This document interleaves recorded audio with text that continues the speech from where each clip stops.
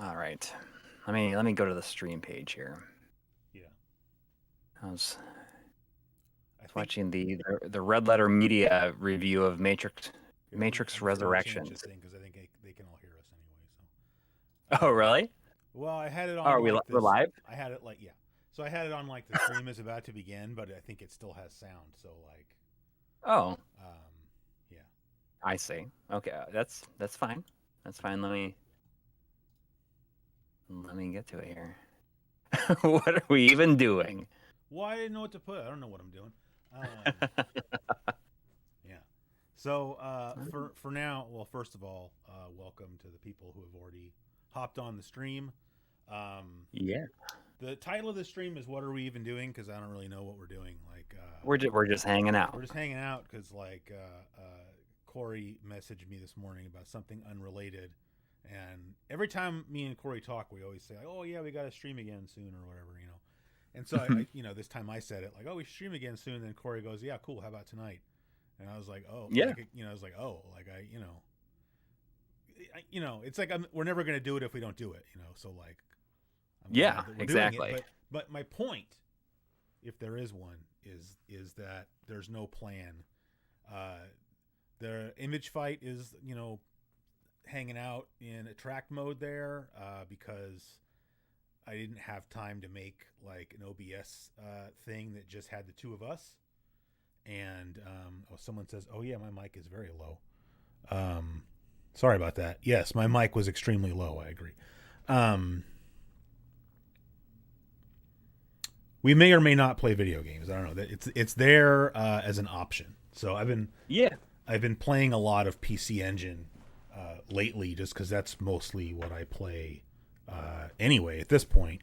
So yeah, it's funny. Like you just did your you uploaded your video like the games we played in 2021 or whatever. So I was kind of curious about that. Like, do you keep like a journal or something of like all of the games that you played because like I could never make a video like that because it'd be like I don't even know what I ate for breakfast yesterday. So usually we like to do it based on like games that we finish. Oh But I finished a lot less this year. yeah, So like it's a lot more broad. But like Try and I first met like through this site that he was like co-creator of called the Backloggery, yeah, which is it's a game collection tracking site where you track like the games that you've finished and haven't finished, games that you're playing currently and stuff like that. yeah, So it keeps all the information. Like when you finish something, then you have record of it. So you can kind of go back and find out the games that you finished yeah. for the year. And that's where we built our lists from. That's cool. I mean, So, I think for yeah, me, it's just like, what have I been playing this year? Like, go watch the PlayStation in 1995 video. yeah, That's pretty much what I played last year. So, exactly. So that's how kind of would have been, uh, if, like if I didn't do like, if I was just doing like one gigantic episode for most of the year, like, yeah, yeah, this is like most of the stuff that I was playing. yeah, You've already seen it. I yeah. don't need to go through it again. Hey, did you see? I have an official Classic Gaming Quarterly sweater now. You I'm you don't have joking. it on. Yeah, when But I'm joking, it's just see, it's the oh, yeah, it's not it. you're just messing with me. Well, no, but it's like this is sort of like my signature Yeah, hat, yeah. and you know what's crazy? You're I driving the point home. I got this sweater at Costco. So how cool is that? Really? Well, because this is a UC Davis sweater, and Yeah. so like the local Costco sells like UC Davis like paraphernalia. So I saw this. I'm When like, I went to Retro World Expo yeah, at the beginning of November, yeah. there's somebody on my plane with a UC Davis sweatshirt on. I was like, I know that logo. You should have asked them if they knew me. Maybe yeah. Oh yeah, Skip and I Tosh probably in would the have seen chat is your. asking about is that an Aggie's fleece? Yeah. You can get the hat you have to get at the bookstore on campus. But as I said, the fleece you can get at Costco. So, um, Uh, Henry Clark was kind of got Oh, excited for a minute there, saying like, "Is this about that thing that I sent you?" what was the thing you sent me? Oh, he knows. Sorry, I forgot. Yeah. Sorry, Henry. No. That's gonna be, I mean, that's not a secret really, but no, Yeah, that's gonna be like a proper read through. You know, we can't waste something like that right. on a live stream. Although I should have, well, I didn't. Next time, I should have brought that Playboy down here. It doesn't have any. There's no naked ladies in it. Like it's safe to stream. Like Frank was just sorry. Let me catch people up in the chat just real quick.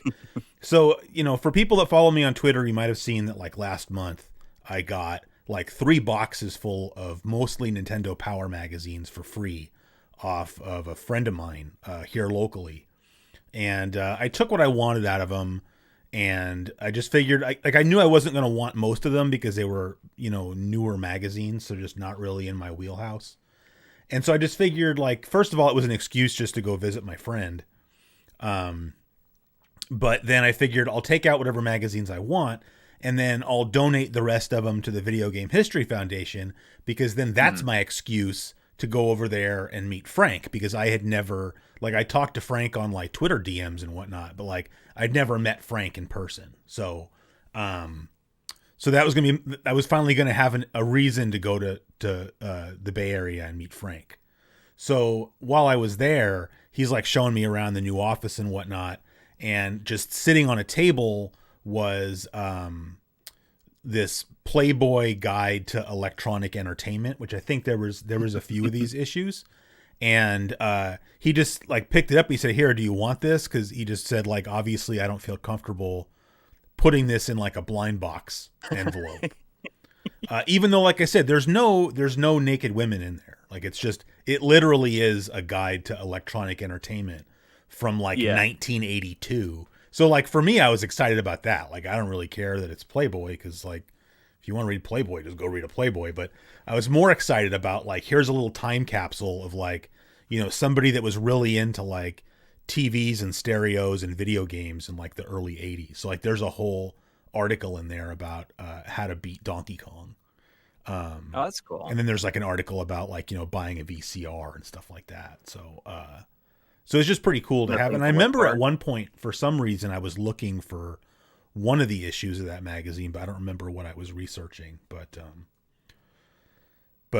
that's not the kind of thing I would ever do a proper read through of. But shoot, on a live stream, like that might be kind of, because again, there's nothing in there that's like not safe for work. Or I think there's like one picture of like a couple of girls in lingerie, and like who really cares, So Which, I mean, considering when we look through that early 2000s EGM, it's like very similar. That was when EGM was trying to be like FHM and Maxim. Hey, you see, other Dave is here. Noptop. Oh yeah, what's up, man? There he is. Yeah, sorry, we got $10 from Daryl there. Thanks, man. Appreciate it. For the live stream and for being awesome. Well, I don't know how awesome. I think that's mostly directed at you, but yeah, we were just talking before we went live. Like, this is like the first time I've done a live stream, I think, since the CGQ anniversary show, which I want to say was in like July or something. Man, that's crazy. But like the second half of this year seemed to go really fast. It went by very quickly. Of last year, really. Yeah. So I was gonna bring this up since we're just chatting. Mm-hmm. For some reason, for like the last few days, I've been thinking more about like buying old video games and sort of like my attitudes towards buying old video games. Yeah. So like, I sold all that stuff on Twitter, right, last week. Yeah. And I made pretty good, made some money doing that or whatever. And like, it's kind of like, I remember Bithead said something like this one time, like, as soon as that money goes in the PayPal account, baby, like I'm on eBay looking for PC Engine games, Right. And so like, that's what I was doing. But then like, I don't know, like it's funny because I did this PC Engine pickups video like a year ago, and like every game that I bought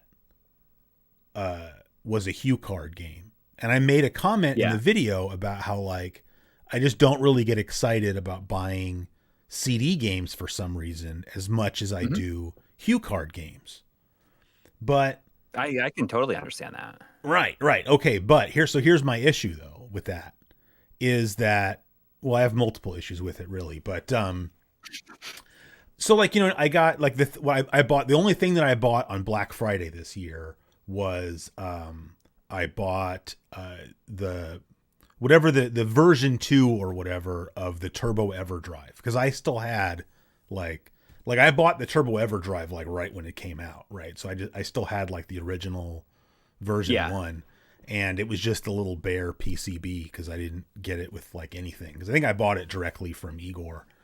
Mhm.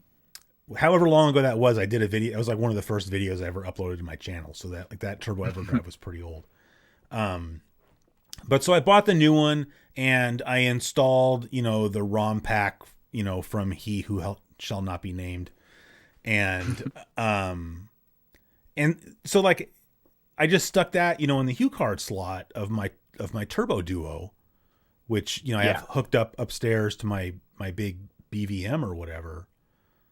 And like those ROM packs are already like organized, so it's like, if you want to just look for a game, here they are alphabetized, here they are in a different folder by genre, or best, like whatever. I'm saying it's all there and it's all like organized or whatever. And so then it's like you have that, and then it's like, well, why would I, why am I wasting money buying Hue card games when like You there's have the last Hue card that you really even need. well, plus it's Or the just only like, Hue card I you mean, need. the price, as I suspected it would. I mean, the price of PC Engine games is just getting like ridiculous, like Yeah. like I think that like some of the best shooters ever made are on the PC Engine, but there's also just like a ton of mediocre shooters on the PC Engine, like a ton.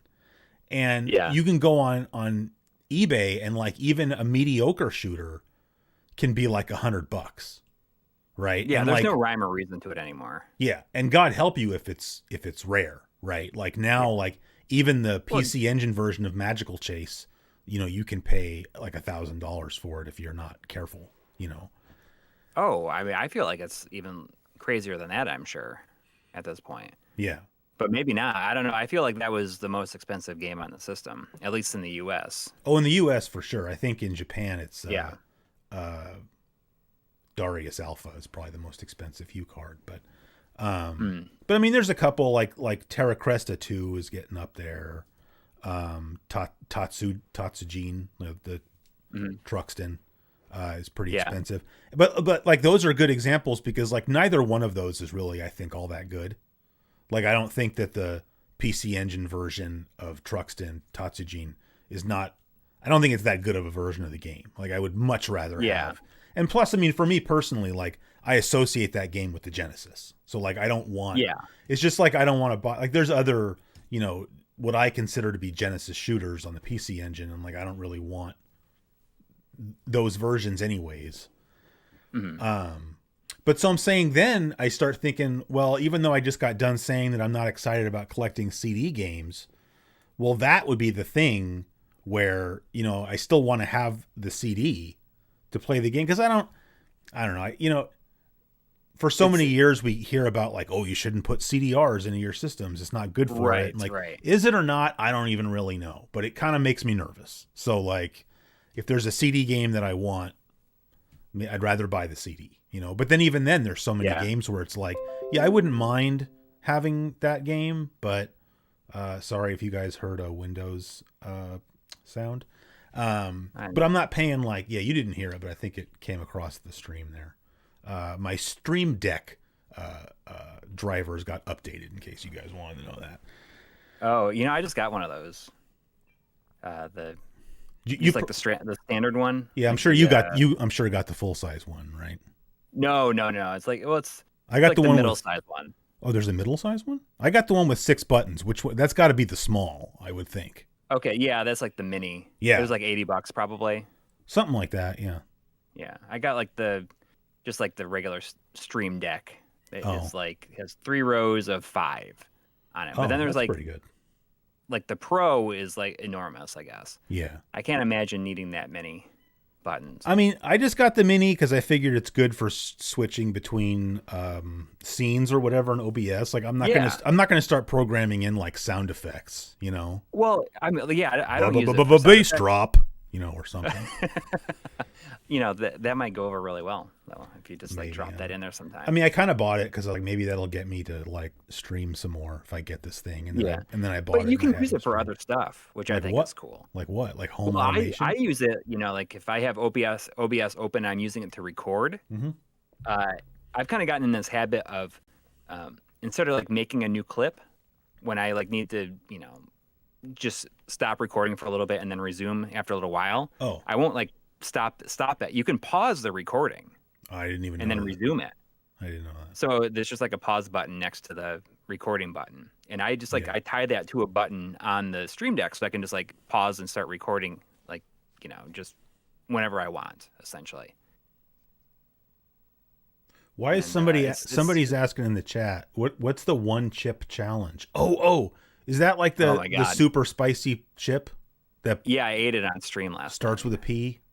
Some maybe Pacha, but it doesn't matter. Yeah, I can get it. I can get the package if you want me to grab the package. If you want, just in case there's people in my chat that are not garbage, but I'll grab it. Hang on. Oh yeah, Robert saying you could spend a few extra $100 and get the arcade. I mean, I don't know how much the arcade PCB cost, but I mean, I know today on eBay, just because like, you know, I'll go, you know, there's like certain sellers in Japan that like they're you know, they probably have physical stores over there. I don't really know, but like Hit Japan and stuff like that, where, you know, they have like hundreds of PC Engine games listed for sale, and so like I like checking that out. But yeah, they had a copy of Tatsujin for like $800. So yeah, how much more could the arcade PCB really be? It's kind of, I mean, I don't know. It sounds really greedy of me to say this. I wish I had space for 2 arcade machines so that I could have one that where the screen's vertically oriented. Cause like I don't buy any arcade PCBs that are you know, vertical, just because it's not that difficult to rotate the monitor in my machine, but it's not that easy either. Like it's a 2-person job. If I had something like a Taito Egret 2 or something, then that would be different. It rotates. Does that rotate? Like it has like a mechanism in it, so like you take, you know, there's you still take the bezel off, but then one person can literally just grab the monitor and like it just rotates. Like, that's you know, cool. It's on like a swivel, maybe, if you want to call it that. But like mine, like there's 4 like bolts basically that are like part of the frame that are like sticking up, and the monitor is sitting in a frame where there's like a hole in each corner, right? So you can grab them. You have to like unscrew. There's like nuts that are like threaded onto the bolts to hold the monitor in place. So if you take off the 4 nuts, you can literally lift the whole monitor up and then rotate it 90 degrees and then stick it back on the bolts. But like the monitor weighs like, I don't know, 100 pounds, 150 pounds. So it's like, you don't really want to try to do that yourself because, you know, God forbid if you drop it or something. But so it's not that difficult, but anyway, so that makes sense then, because there's like a Egret 2 Mini coming out. Yeah. And it has like a rotatable screen in it. That's why it's like an homage to the real Egret 2. I've only ever seen. So I got a buddy. I had no idea that was the case. Yeah, I got a buddy that lives over in like Livermore, I think, and well, you don't know what that means. He lives over in the East Bay, and he has an Egret 2. They're really beautiful cabinets, but yeah, they're like probably they might be the most expensive like Japanese candy cabinet you can get just because of the rotation mechanism that it has. But anyway, you went and got the chip packaging. So well, it's just the packaging. Well, okay, but like can I? Oh right my here. God! Oh, it literally says 1 chip challenge. So yeah. I gotta send it to the makers of it, like the clip of me eating it. Yeah. Because like there's a thing where if you don't have anything to eat or drink, for a certain amount of time, they'll put you on the website. Oh. And, hey, maybe you can get some free, like make sure that if you send them your picture, make sure you're wearing a My Life in Gaming t-shirt. Well, I would have to send them like the clip from the stream because I did it on stream. Oh, so like the like 5 minutes is like, it's like weak, and then like 10 minutes, like not eating or drinking anything, uh, was like, powerful. And then there's like Yeah. 30 minutes, and then like 1 hour, like not eating anything for an hour, or eating or drinking anything for an hour. But can you eat It's like before? invincible. Can you eat before What? you eat that? Yeah, but I had no plans on eating this thing last Well, night. no. But I'm I saying just, like it seems like it would be better for your stomach if you already had like a yes, decent amount of exactly. stuff in your stomach and then you ate that. Like if you Right. eat that on an empty stomach, like Well, that's kind of what happened to me last night. oh no. Like I had a very light dinner. I had like a couple of sweet potato raviolis. Not those very are big. those are good though. Yeah, they're super good. Yeah. I think they're from Trader Joe's. Yeah. We get those. Yeah. Oh, I was going to talk And- about Trader Joe's tonight too. Don't let me forget. Okay. Well, my wife is obsessed with Trader Joe's. We just got one really close to us that Yeah. I don't know if it's a thing there, but every place that we've lived, I don't know if it's like a typical thing about Trader Joe's, but they Yeah. always have really small parking lots. That seems that jives with my general experience at Trader Joe's. Yeah.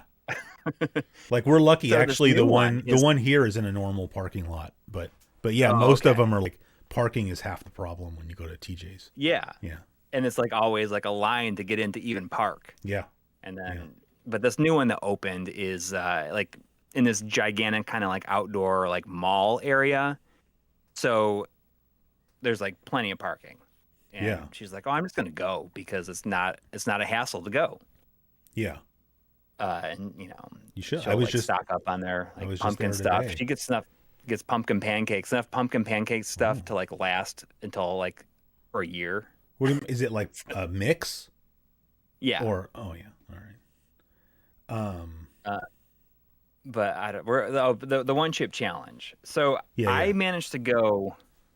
I went 1 hour without eating or drinking anything. So that was what I was curious about. So even after an hour, like your mouth is still burning. No. Like my mouth was not burning. It's like my stomach felt like it was like Okay. Like how long was your mouth burning for? yeah, like probably 15 minutes or so. Okay. So we have like one viewer that like regularly sends stuff in to like eat like hot stuff. Yeah. It's usually like previously it's been like different hot sauces that have been on Yeah, I've like heard. on hot ones and stuff like that. Yeah. But sometimes he sent like ghost pepper beef jerky and stuff like that. So just pretty like good stuff. Yeah. And I've been talking about how like since he started doing that, I never thought I liked hot stuff Yeah. before. Yeah. But it turns out that like I have pretty high tolerance for it. Well, you build up a tolerance.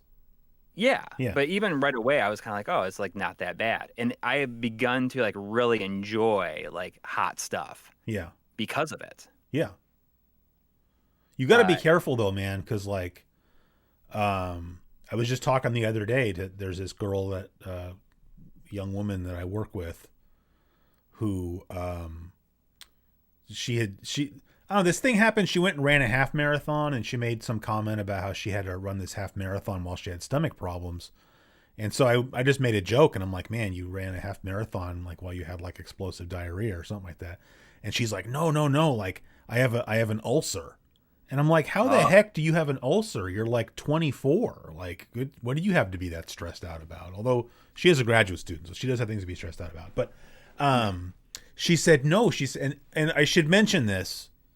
She's Southeast Asian, so like she eats a lot of spicy. Like the region of China that she's from, like they eat spicy food. So it's not like she's some delicate, flower that can't eat spicy stuff. She said that like she got into this habit where she eats like non-breakfast foods for breakfast. She's like, oh, I just like to eat like dinner for breakfast. But so she'll eat like, some noodles or something. But because she already had a high tolerance and then she was eating all this extra spicy stuff every day and getting like a higher and higher tolerance, she has to make it like spicier and spicier. And she basically like ate a hole through her stomach lining doing that. And this is like a 24-year-old kid, not some middle-aged guy, you know, like the two of us. So just be careful, is what I'm saying. Well, I mean, I'm not gonna go hotter and hotter. I've just found that like, hey, I like, like hotter foods. Yeah. Like maybe when I go for like Indian, I will get like a 1 or a 2 instead of a 0. Yeah. You know? Yeah. Oh yeah. Okay. So And, so you were saying that your stomach was on fire from the chip there. oh my God, yeah. So this was like easily the hottest thing that I've ever eaten in my life. Yeah. And like everything that he has sent previously, you could put like the hot sauce on like chicken wings or something like that, and the beef jerky was, self-explanatory. The only other time that it was like kind of a bad experience was when he sent this like really spicy gummy bear. It was one single gummy bear called Little Nitro, and that one like kind of messed me up. But this was like immediately scorching hot. Like the chip was like black. Did you wear a glove when you handled it? No, but it comes. So when you open it, it's like in this kind of like protective, like sealed little bag here. Oh wow! So you don't have to touch it. You can kind of just open the bag and then like. Yeah, I mean, I got a little bit on the tip of one of my fingers, and was able to just kind of wipe that off really quick. Yeah. But it was like immediately super hot, and it was okay. It was okay. Like I was Yeah. immediately like sweating and having a hard time, but like I could push through it. And then I went I went 5 minutes, then I went 10 minutes, and then 15. And I was like, well, if I went 15, I'm going to try and do another 15 without having anything. And then it was like kind of okay. Yeah. And then like about 30 minutes in, I decided like I'm going to go for the hour. Yeah. And that's when it started like kind of really hurting. Like, it labels the different stages of the pain that you're going to go through in the little box here. Well, that's coffin shaped box. That's nice of them. What? That's nice of them to like, set your expectations. Yeah. Well, I always think it's funny because they say, this straight from hell chip was created for the sheer pressure of intense heat and pain. I just like the idea of being a straight from hell chip. It's like it sounds like people with their Nashville chicken wings or the Nashville chicken strips. But most of those are not straight from hell. I don't know. Have you ever had one? They taste like they're no. Okay. But there was the first. It's like here's what to expect. Like round 1 is a spicy punch. Round 2 is the scorpion sting. Round 3 is the vision disruptor. That didn't really happen, did it? My vision wasn't like impaired or anything like that. The only thing that I noticed was that it was kind of like it's just like I felt like my ears were plugged, and I had to like pop them. Really? Yeah. But round 4 is the gut slash.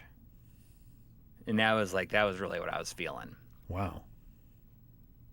But yeah, I mean, I feel as though I was able to like stick it out the entire time. I didn't throw up or anything. And to be fair, I didn't have any problems like all night. What about on the other I was fine. On the other end for of a good things, portion of the morning. You never got any ring sting or anything, or? Well, that's like after probably around 11 o'clock is like a.m. Everything like kind of fell apart. Like it all happened. Okay, so stuff did happen. Oh yeah. All right. Yeah, and stuff did happen, and just the one time though, and I was okay. So I made it. Yeah. I made it. I survived. That's cool. But I think this is gonna be it. I think I'm done. Yeah. Yeah. I don't need to. I don't have anything left to prove. No, I don't think so. You've basically one CC'd image fight. You have you got your shooter card punched, like Bithead says. You have nothing left to prove. So I've done the 1 chip challenge. I survived it, and I didn't have anything to eat or drink for an hour. Yeah. afterwards. And I think that that's pretty good. Try like has a really hard time with this stuff when we've done the hot stuff. Like he is immediately like going for the milk, and he's like, Yeah. "Woo!" Yeah. If you can imagine him just I going, can. "Woo!" I can definitely imagine that. Yes. So like I think that my reaction scared him. Oh. And I'm looking forward to the time when he does it, because it is going to. Oh, you still want it's him going to be do it? It's significantly stronger than anything we've done before. Wow. I only ever ate something spicy one time that kind of gave me that feeling in my gut that you're describing. Like I'm used to eating things that are spicy and like my mouth's on fire. Like. Yeah. Only one time did I ever eat anything that was so spicy that like my stomach was on fire. And I don't know if I already told this story. It's not even a good story, but this one time my friend Brian and I went to this new Thai place that had opened. And I ordered some noodles, like not pad Thai noodles, but do you eat Thai food ever? Yeah. We like Penang chicken. All right. Well, so there's these noodles called pad Ki Mao. And they're like really wide. They're kind of like chow fun or something. If you go to like get Chinese food, like they're these big broad noodles, but they're still they're just rice noodles, the same as pad Thai noodles. But I don't know. They have different stuff on them. They're just good. But anyway, so I order. I said, okay, I'll take number. Let's just say it's a number 12 or whatever. And like the waitress or whoever was taking my order just had a really thick accent, and so I couldn't really understand her. So. She asked me a question and I was like, "Oh, excuse me," and she repeated it, and I couldn't really understand what she was saying. But like, I don't like making people feel self-conscious if they have an accent, Yeah. So I was just like, "Oh yeah, cool." I just kind of said that to her, like, "Oh yeah, And apparently, what she was asking me, and hopefully she was joking, but she said, "Oh, do you want it Thai spicy?" Which is like, that's the final level. If you go to a Thai restaurant, you can get mild, medium, hot, or Thai spicy, which is like, and so like I got my noodles and I'm eating them and I didn't know, right? Like I just start eating the noodles and I'm like, I always make the joke whenever I eat something that's really spicy. I was like, man, the chef was angry today is what I always say. Like, oh, the chef was so angry. They're just like putting like extra spice. But the more I'm eating it, I was just like, oh my God, I can't even really hardly eat this, except the problem is when you eat spicy food, it does something to your taste buds where it's just like, it amplifies like, anything you're eating. If it's spicy, it's like, it tastes even better, like Flamin' Hot Cheetos. And, so even though like it's spicy, I'm like, I just keep eating it cause it tastes so good. And I'm just like drinking a bunch of water. And then like we go back to Brian's house cause we're like doing our homework or something. Cause we were both in grad school and I'm just sitting there and like my stomach, like I never felt this before. Like it's not, my mouth is no longer burning cause now it's been like 20 minutes. But it's like somebody set a campfire in my stomach or something. Yep. But I just, and you're like, I gotta go home. No, I ended up just eating a bunch of Tums, and like, oh, okay, it took care of it. I never had the after effects or anything. It was just fine, but it kind of freaked me out a little bit, Yeah, Tums are my favorite. They work really well for me. When we were at Retro World Expo, we went to that. There's that barbecue place. Like the Bears barbecue.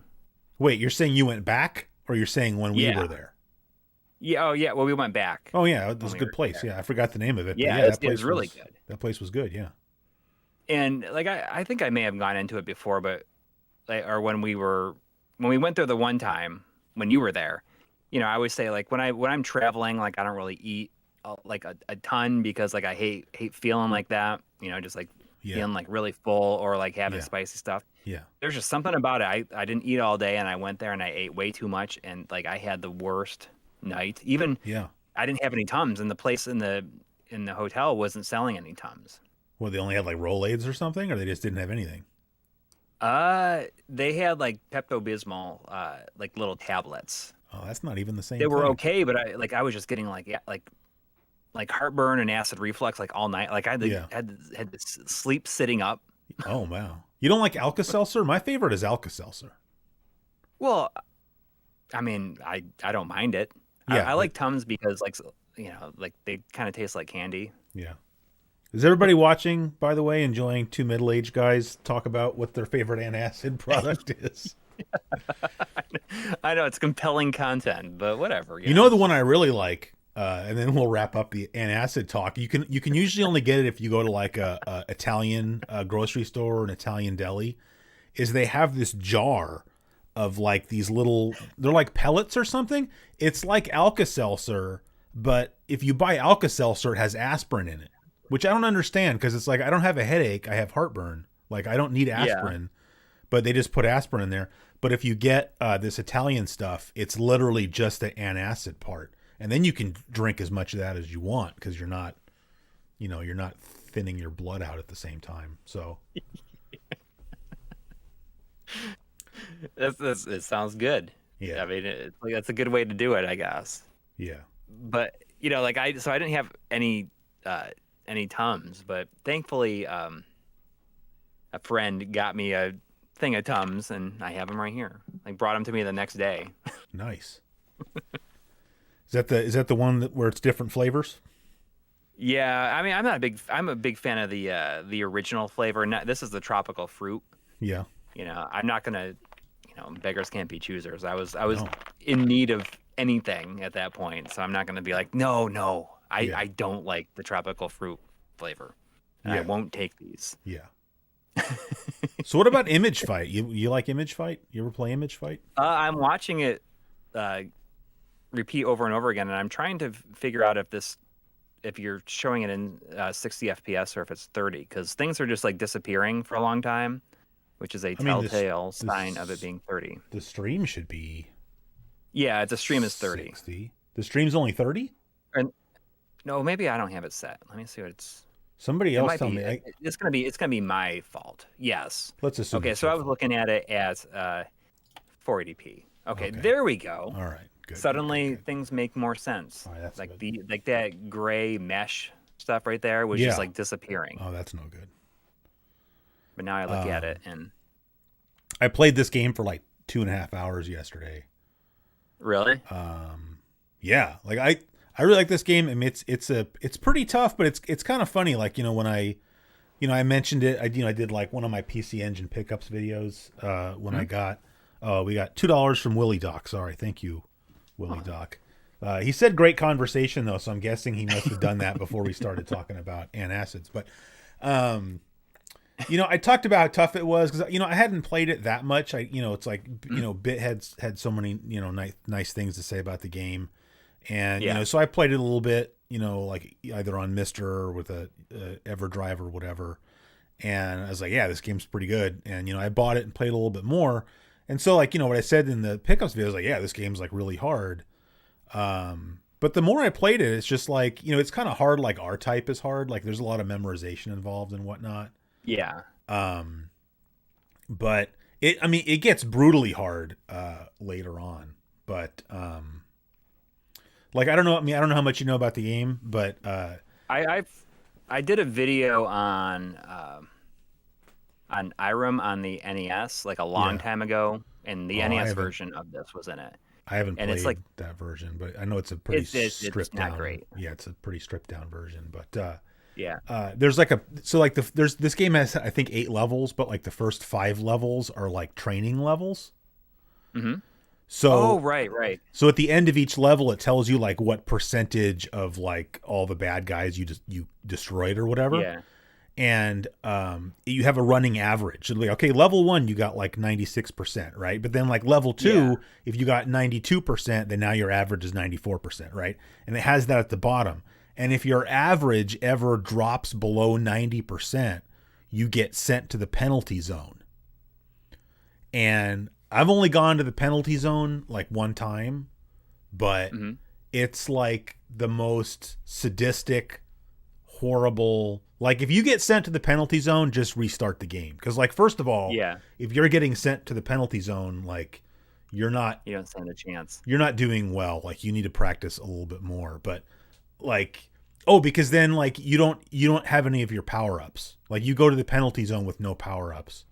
And it's just, the game is throwing like all this stuff at you. But so then like yesterday I was playing it, and at the end of the 5th level, your training is over. It's like you were in like shooter boot camp, right? And it's like you beat all 5 levels, you kept your average above 90%. Now we're going to actually send you out to, now you're going to go battle the actual bad guys, right? Yeah. So I get to the end of the 5th level.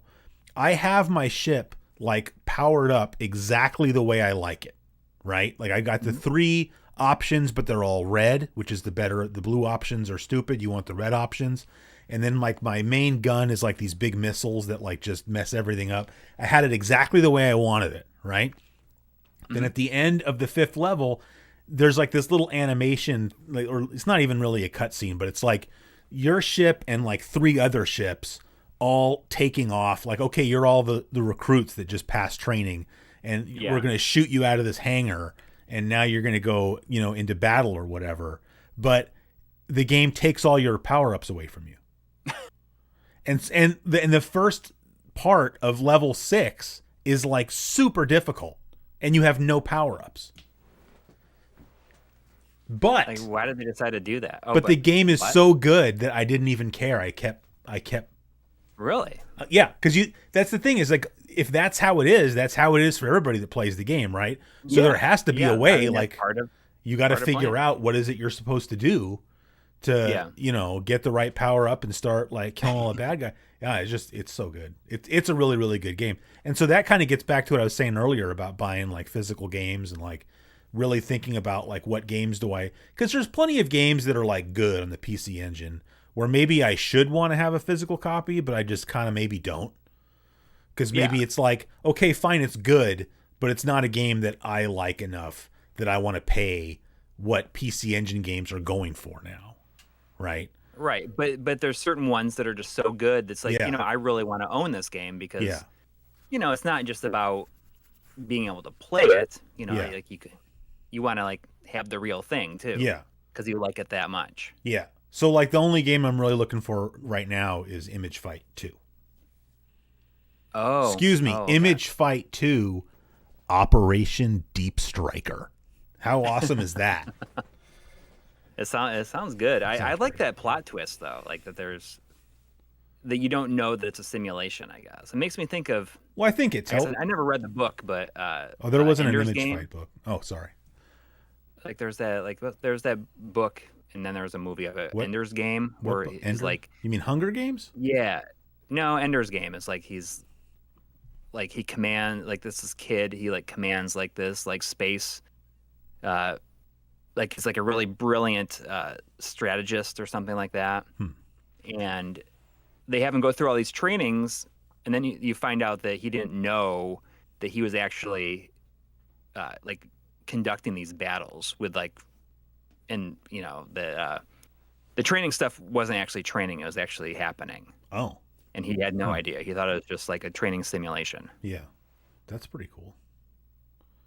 The other game I was playing today, have you ever heard of a game called Metal Stoker?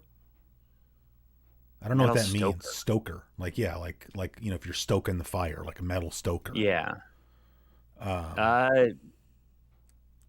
No. Like I hadn't, it's like, because again, I'm just like, I'm going through all these eBay listings, just like looking at PC Engine games, and like you just see something, and I'm like, wow, what's that? Metal Stoker. And so I loaded it up, and I was like, whoa, this game is like really cool. And then on the Turbo EverDrive ROM pack from He Who Shall Not Be Named, it has like best of lists, and like one of the best of lists had Metal Stoker at like number 15. I was like, how did I never hear, I never heard about Metal Stoker. So if you like Granada on the Genesis, Metal Stoker is similar to Granada, which I like Granada, but I know some people hate it. So yeah, I wasn't a huge fan of it. Yeah, but I can see the appeal. Yeah. Like a lot of those like Wolf Team, Telenet, Genesis games are so hit and miss. Some of them just like feel like so janky. Yeah. But then you get stuff like El Viento, which is just like is a really, really great game. Yeah. Or like even like Solfease or Soldice or whatever, whatever version. Like I think those are great games, even though they're pretty by the numbers, I guess. Yeah. What about Yeah. so speaking of that, then since we're talking about Telenet and renovation, Mhm. did you order a copy of that Gyrus? No, I have a Real? real one Oh, actually. you do? Okay. Did you? Because you were No, looking because for one at Retro World Expo. remember I found one. Oh, that's right. Remember, it's Okay. the same guy where I got Same, and you were the one that's like, oh, that's Fire Shark, and I didn't realize it was Fire Shark. Yeah. And Yeah. it's like So a I hundred didn't. dollar game, and I you kind of got it for wanted it. $5. It was $5. Yeah, I can't believe that. Uh, yeah. So because I just thought it was a cool package, and so I kind of wanted Yeah. to get it, but I'm like, I don't. Why would I buy that? Because I have the game already. But Yeah. Yeah. I think There's it's certain really things cool that I though like. that they released that. And I mean, it was really wasn't it like $50? Yeah. I So I mean, mean, it's a that's great it's a game. good deal, I I mean, think, for a physical at copy the of a. at the time, I Yeah, remember it was like the first like 8 meg shooter, yeah. and it was like it was such a big deal, and I really like it's kind of like a Mega Man aspect to it of Hmm. like stealing the weapons and stuff. That's what I like about it, and because even then there's Yeah. a strategy about like, okay, you got to steal this guy's weapon and then steal that guy's weapon, because it's like you're like making potions where it's like, well, if you already took this weapon and then you take that weapon, it makes this other weapon. Yeah. So yeah, no, it's a cool game, but I wish. Can you What? can you I can do switch anything. the game to Metal Stoker? I just want to see what Yeah, it looks like. for sure. I don't. I Hopefully, mean, it has a good. what we should do is just like you don't even play the game. You just like let the running demo go I mean, I for every game that I you're like talking having about. stuff running in like teaser mode. So I don't understand why in the capture window, it looks Yeah, what's all. going on? Like, So I mean, I can't explain why it's doing that, but just so you know how I have this hooked up, this is the Mister, but this is the component video out from the Mister, so it's 240p going into my oh, okay. PVM and then coming out of the PVM, going into a RetroTink 5X. Yeah, And all of that is just so that I can have it go into the PVM. And then that goes into right. the capture card. So Yeah. I don't like the way this, I feel like it's a little bit too wide. Let me see if I can. Well, there's options. You can do like the narrow I know about the options. integer. I haven't put in the new. How do I And it's not freaking. going to show anything. It's just going to be this title screen over and over again, probably. Oh, here. Oh, that's why I see we're using the wrong one here. How about that new firmware? Have you put the new firmware for the No, Retro Tank on there I yet? feel bad because like Mike even like he private messaged me to like give it to me, Oh, it's saying you like and then one with like I a. didn't. Here, hold on. We're gonna break the fourth wall here for a minute because not interpolation.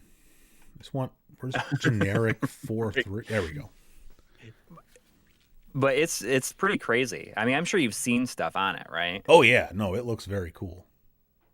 Like it's crazy. It's like suddenly like headed into like almost like OSSC territory in some features. Yeah, I don't know. I mean, I really love. I think the Tink 5X is really awesome. Yeah. If it's not going to show any gameplay, I'm happy to play a little bit. But Yeah, yeah, play it for a little bit. Let's see what it looks like. we got to turn on a little bit of sound though. You're Developed not by going to. Face. Yeah, face.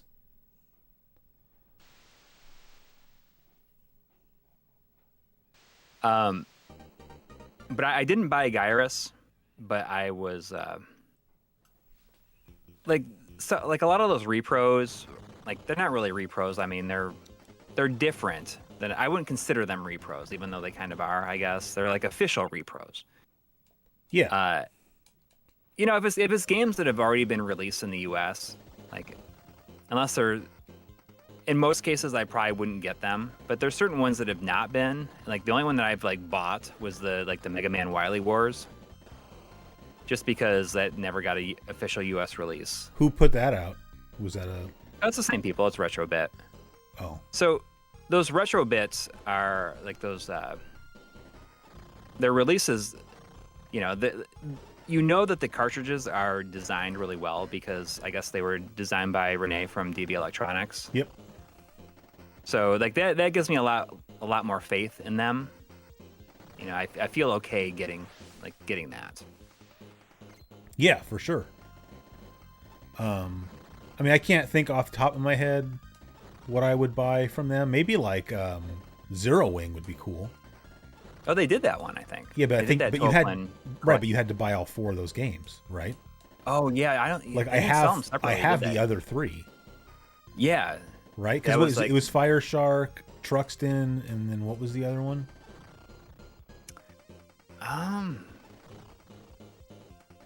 Somebody Fire Shark, Truxton. Somebody in the chat will know. Yeah, I'm sure. I could look it up too. But the point is, whatever it is, I have all 3 of them.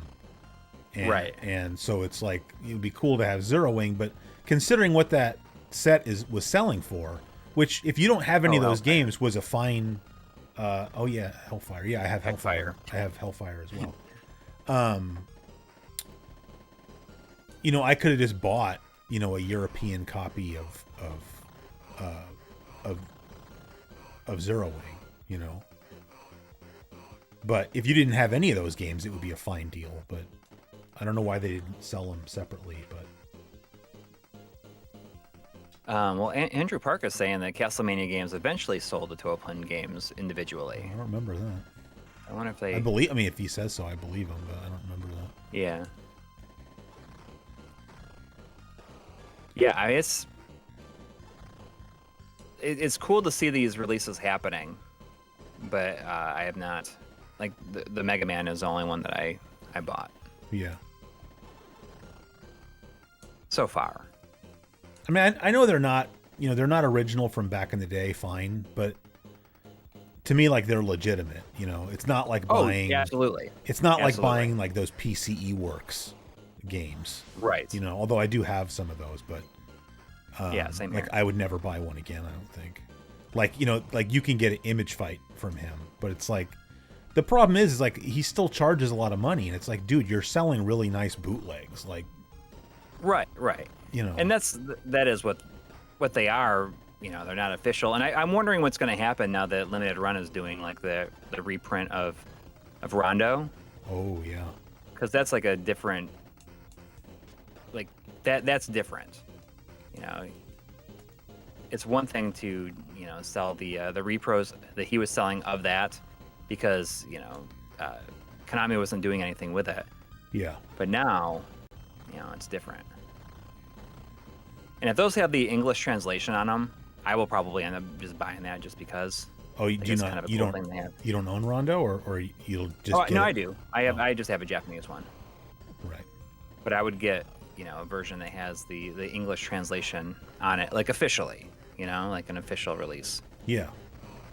And I've been saying a lot that I think that with what Limited Run has been doing with like their like doing these like reprints of certain CD games, like on the Sega CD game and Sega CD and now the TurboGrafx or PC Engine. Like I think that it's just them working towards doing Snatcher. Yeah. Boy, that'd be cool. Like I think that is the ultimate end goal. Well, I would definitely because they just want to get they're doing this for Konami. Yeah. And that gets them in the door, Then again, I would definitely buy that. Yeah, because that's just a game that is so expensive. Yeah. I'm not going to continue. That was enough of. Hopefully, you got to see some. Yeah, Metal Stoker. I get the gist of it. Yeah. Metal Stroker. Stoker, not Stroker. Stoker. Keep it clean. Yeah, it's a cool game, but then I looked it up on eBay and it was like, the only copy in the US was like $70, but it was all messed up, and like all the copies in Japan were like over 100. So it's like, over a hunch, like Bithead would say. And again, it's just a Hue card game, so don't really need. Yeah. Yeah. I mean, that's kind of how I feel when I've just been looking around lately, for like the last like year and a half. Yeah. It's like, well, I could get this, but like I can play it this other way if I wanted to, and if I don't know, like what I feel as though a lot of my enthusiasm for retro games is has like faded away in the last like 2 years because of Really? everything happening with prices and stuff like that. Oh, It's just like yeah, not even fun anymore. yeah. That I agree with. And I mean, I definitely buy a lot. I buy far less stuff than I used to. That's for sure. yeah, Um, and you were like really involved, like when you could find like tons of NES games at like Goodwill or something like that. oh You yeah, were yeah. No, I mean, yeah, it was back then. I mean, I've talked about this before, but yeah, it was like, you never went out to the thrift stores and came home empty-handed. It's not saying you were coming home with like crazy awesome stuff, but I mean, if you were just going out looking for games you didn't have or systems you didn't have, not only were you always coming home with stuff, but you were leaving stuff behind. Like I already have right. that or whatever. And now, like I got a friend who sells stuff at a flea market, and he says like, the one question he's constantly asked by people is, "Do you have any video games?" Yeah, Because people know everybody knows. Yeah, yeah. I mean, which is like that's just how it is. I'm not, I'm not upset about it. It's just like that's life now. But Yeah, um, I guess I'm just thankful that I got most of what I wanted when nobody else wanted it. So exactly. I mean, I feel very lucky to have the things that I have, mm-hmm. and there's not a whole lot that I feel as though that I'm desperately want. Yeah. Like I feel like if I was to just like not buy anything else, I'd be totally fine. Oh, same here. Yeah. I mean, especially with flashcards, because it's like, yeah, like back during the time when I'm talking about, this was like pre EverDrives and whatnot, and then, I would get excited because I would go out and find a game that I'd never played before. Like, oh, this is going to be cool. I'm going to go home and check it out. Right. Yeah. Because if you wanted to play the game on real hardware, you had to have the game, right? And so if I came home, even if it was a sports game, like, oh, this looks like, triple play gold for the Genesis. This looks cool.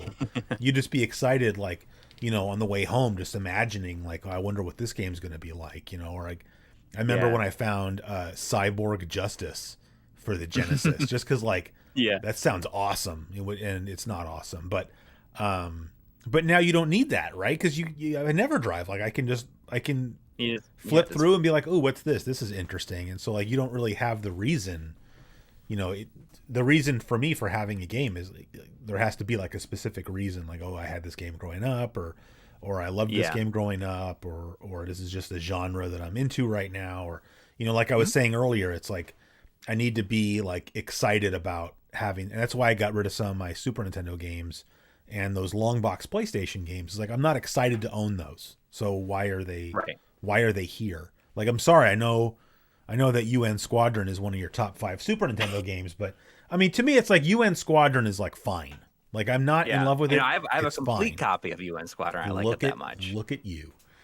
But I was just trying to figure out like, well, what Super Nintendo games could I just kind of like get rid of to have a little bit of shelf space, because it's like I have a certain amount of shelf space for like my Super Nintendo games, and it was full, and then I had like a couple of more games that weren't really where they were supposed to be, and like that bothered me. So it's funny because when I was selling that stuff, and I still have more stuff I got to sell, I just haven't done it yet, but like multiple. I need to see what you're going to sell before you throw it out there. Well, yeah, I felt bad because like Joe messaged me and he wanted to buy like 5 or 6 long box games off me, and I was like, oh man, I'm sorry, I sold them already. Like I didn't like I don't really want to sell stuff to my friends anyway, like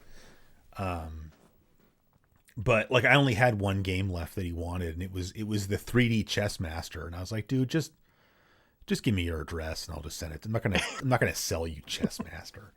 It's the Chess Master 3D. The 3D. Is it the Chess Master 3D or the 3D Chess Master? I don't know. It doesn't really matter. But my point. Oh, I was going to say it was. I mean, funny is not the right word, but like multiple people were DMing me, not because they wanted to buy anything, but just like, hey, are you okay? Like, is everything like? I don't know if they thought like I was in like a tight spot financially. It's like no. It's like I kind of have a thing where like. I don't want to have piles of stuff on the floor unless it's just because I need to take 20 minutes and like straighten up, You know, like Yeah. when there's piles of stuff on the floor because there's no more space to put them, you know, on shelves or wherever things are stored. For me, it's just like I have too much stuff, and so it's like, okay, some stuff's got to go. Yeah. So, you know, because I had like there was 3 shelves on my shelving unit that were like dedicated to PlayStation long box games, and I was able to Right. get rid of like 1 1/3 of those shelves, which means that then my Sega Saturn games, which I no longer had room for, could go back, you know, on the shelf where they belong. Yeah. You know, like it's a pretty big shelf, you know, like the shelf I have upstairs that, like, you know, I've done some videos like sort of standing in front of or whatever. Like that's a decent sized shelf that can hold quite a few games. And I feel like if I've got so many games that they don't even fit on that shelf anymore, like maybe it's time just to go through and just be like, well, do I really need, you know, a copy of this or a copy of that? I mean, and I still have too much stuff that it doesn't all, like, none of my PC Engine and TurboGrafx 16 games are on that shelf. But although I got rid of a ton of TurboGrafx 16 games. Yeah, But, I would have bought that Space Harrier from you. I mean, I felt like I kept all the good ones, but I mean, that's just. I can't believe you got rid of JJ and Jeff. Like, it's not a great game, but I just feel like it's so quirky. It is, but it's like I can load it up on an EverDrive. You know, it's like I don't need, you know, like I feel like I want to keep like either the best of the best or the games that for some reason for me are like, you know, like I have all the PC Engine golf games just because like I thought it would be exciting to go buy all the PC Engine golf games, even though that's stupid. But you know, I'd rather have. I thought that was a really fun video you did on it. Yeah, it was. I had fun making that video. Yeah.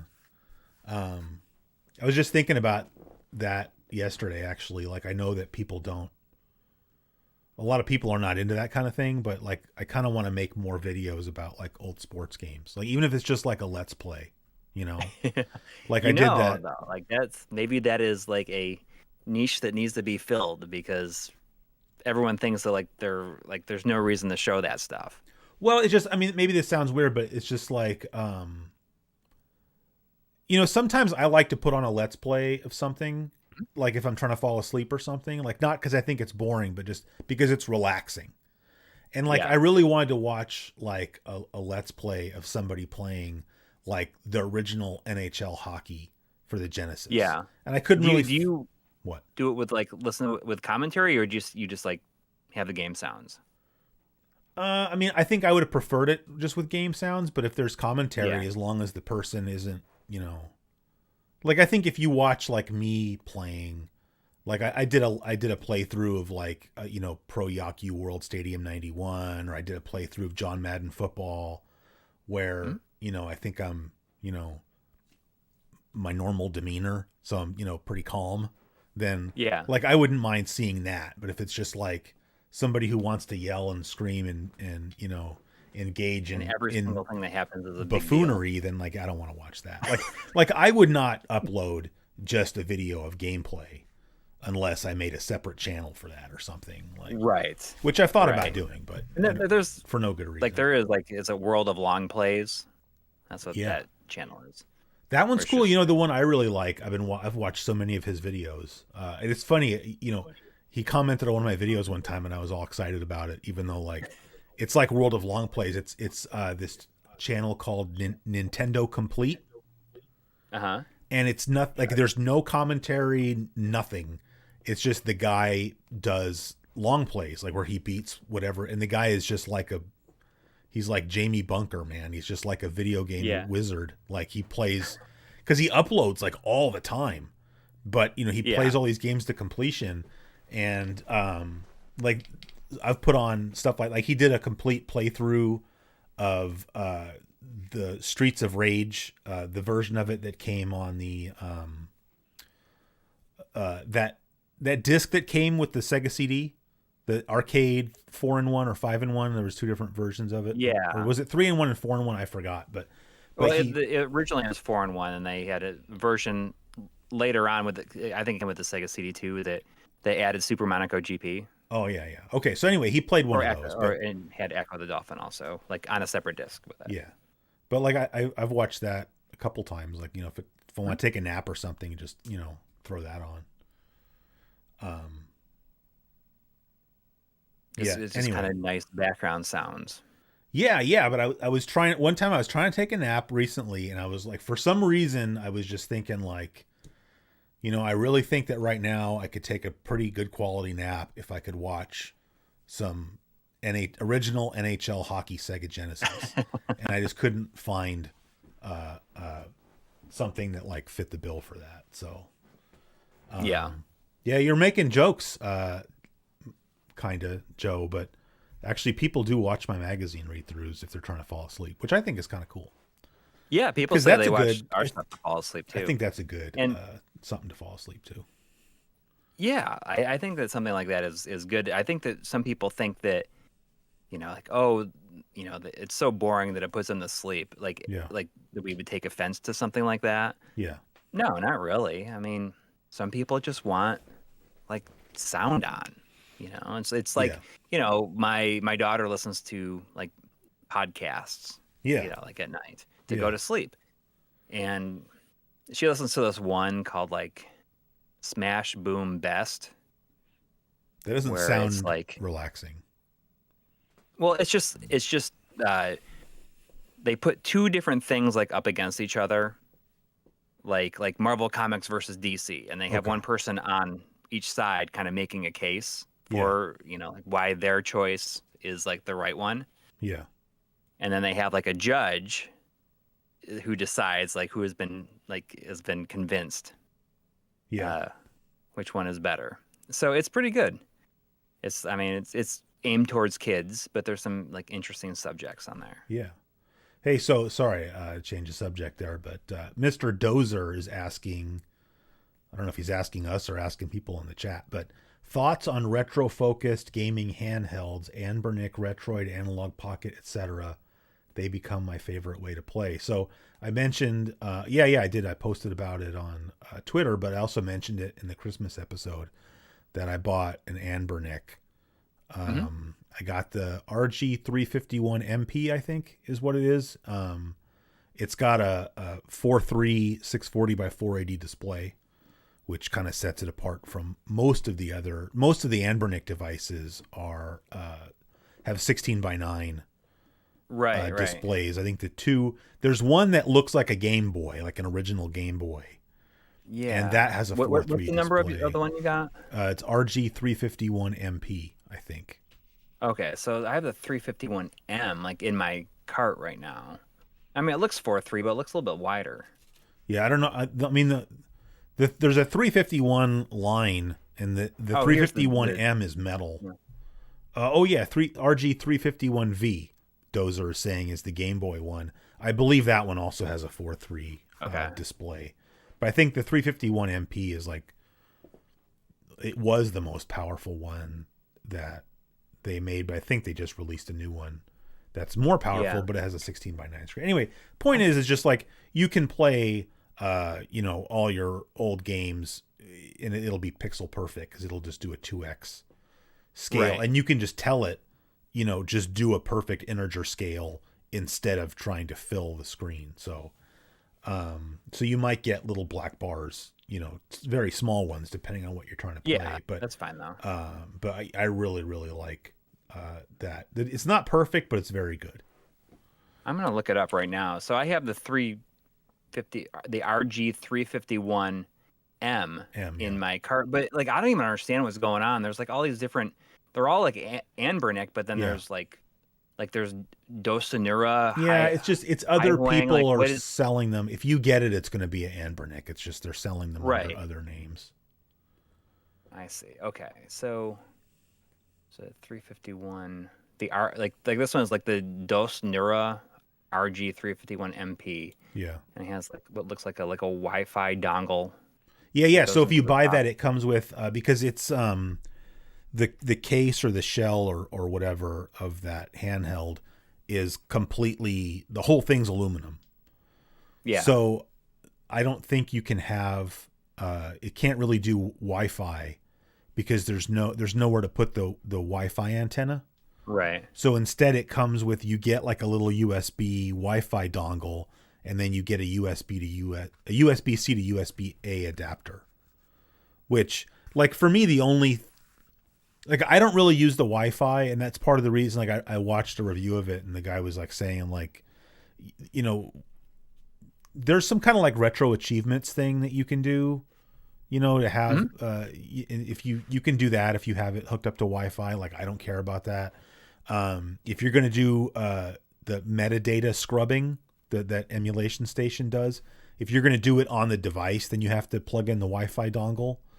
I didn't do it that way because like I bought, you know, I put like a 400 gigabyte micro SD card in mine that has like the ROM sets for every system. It has the ROM sets from He Who Shall Not Be Named. So, so they're really big. And so like I took the SD card and put it in my computer and ran a special program that did all of the scrubbing, but it took, I think it took 2.5 days. Like it took the entirety of a weekend for it to scrub all the information for all of the, because it was like, you know, 20,000 ROMs. I don't, something, maybe even more than that. Yeah. I mean, I didn't need to have those complete ROM sets on there, but sorry, my point is, but just, if you can do it, you don't really need I think the Wi-Fi functionality is just not really all that needed. Yeah. You know, because it's like, I mean, you're not going to play online with somebody. So, yeah, exactly. Yeah. You know, it's just being able to take it with you. Okay. So I like added this. It looks like it's like $165 or so. That's, yeah. If you can get it cheaper than that, but if you get it on Amazon, it's like $165, and then you get it quicker. And more importantly, if you get it and you decide you don't like it or something, you could return it. You can definitely get them on like eBay or AliExpress for like 145 or something, but then like, but then it takes like with it. 2 months to get forever, it. Yeah. It looks like there's 3 different colors. Oh, they have a green one. Yeah, I got the blue one, but I think all 3 of the colors are pretty cool. Yeah. And then Scepter Sever says, how many did it miss while scrubbing? I think it missed about 20%, because some of it's like, you know, things like ROM hacks. That didn't get scrubbed or whatever, but it did a pretty good job. It's cool that there's a custom firmware that it's sort of recommended that you install called 351 elec, and it gives it a way better front end, and you can have it where when you highlight a ROM, it actually has like a preview video that runs. Oh, and cool. then also has like the metadata and the box art. Boo Boo Fubu, check your AA account. Oh yeah, sorry. I haven't been on Atari Age in a while. I was trying to help Boo Boo Fubu optimize his streaming settings. So. Okay. Oh yeah, Arc OS is supposed to be good too. That's true. I watched Retro Game Core did like a video about 351 elec.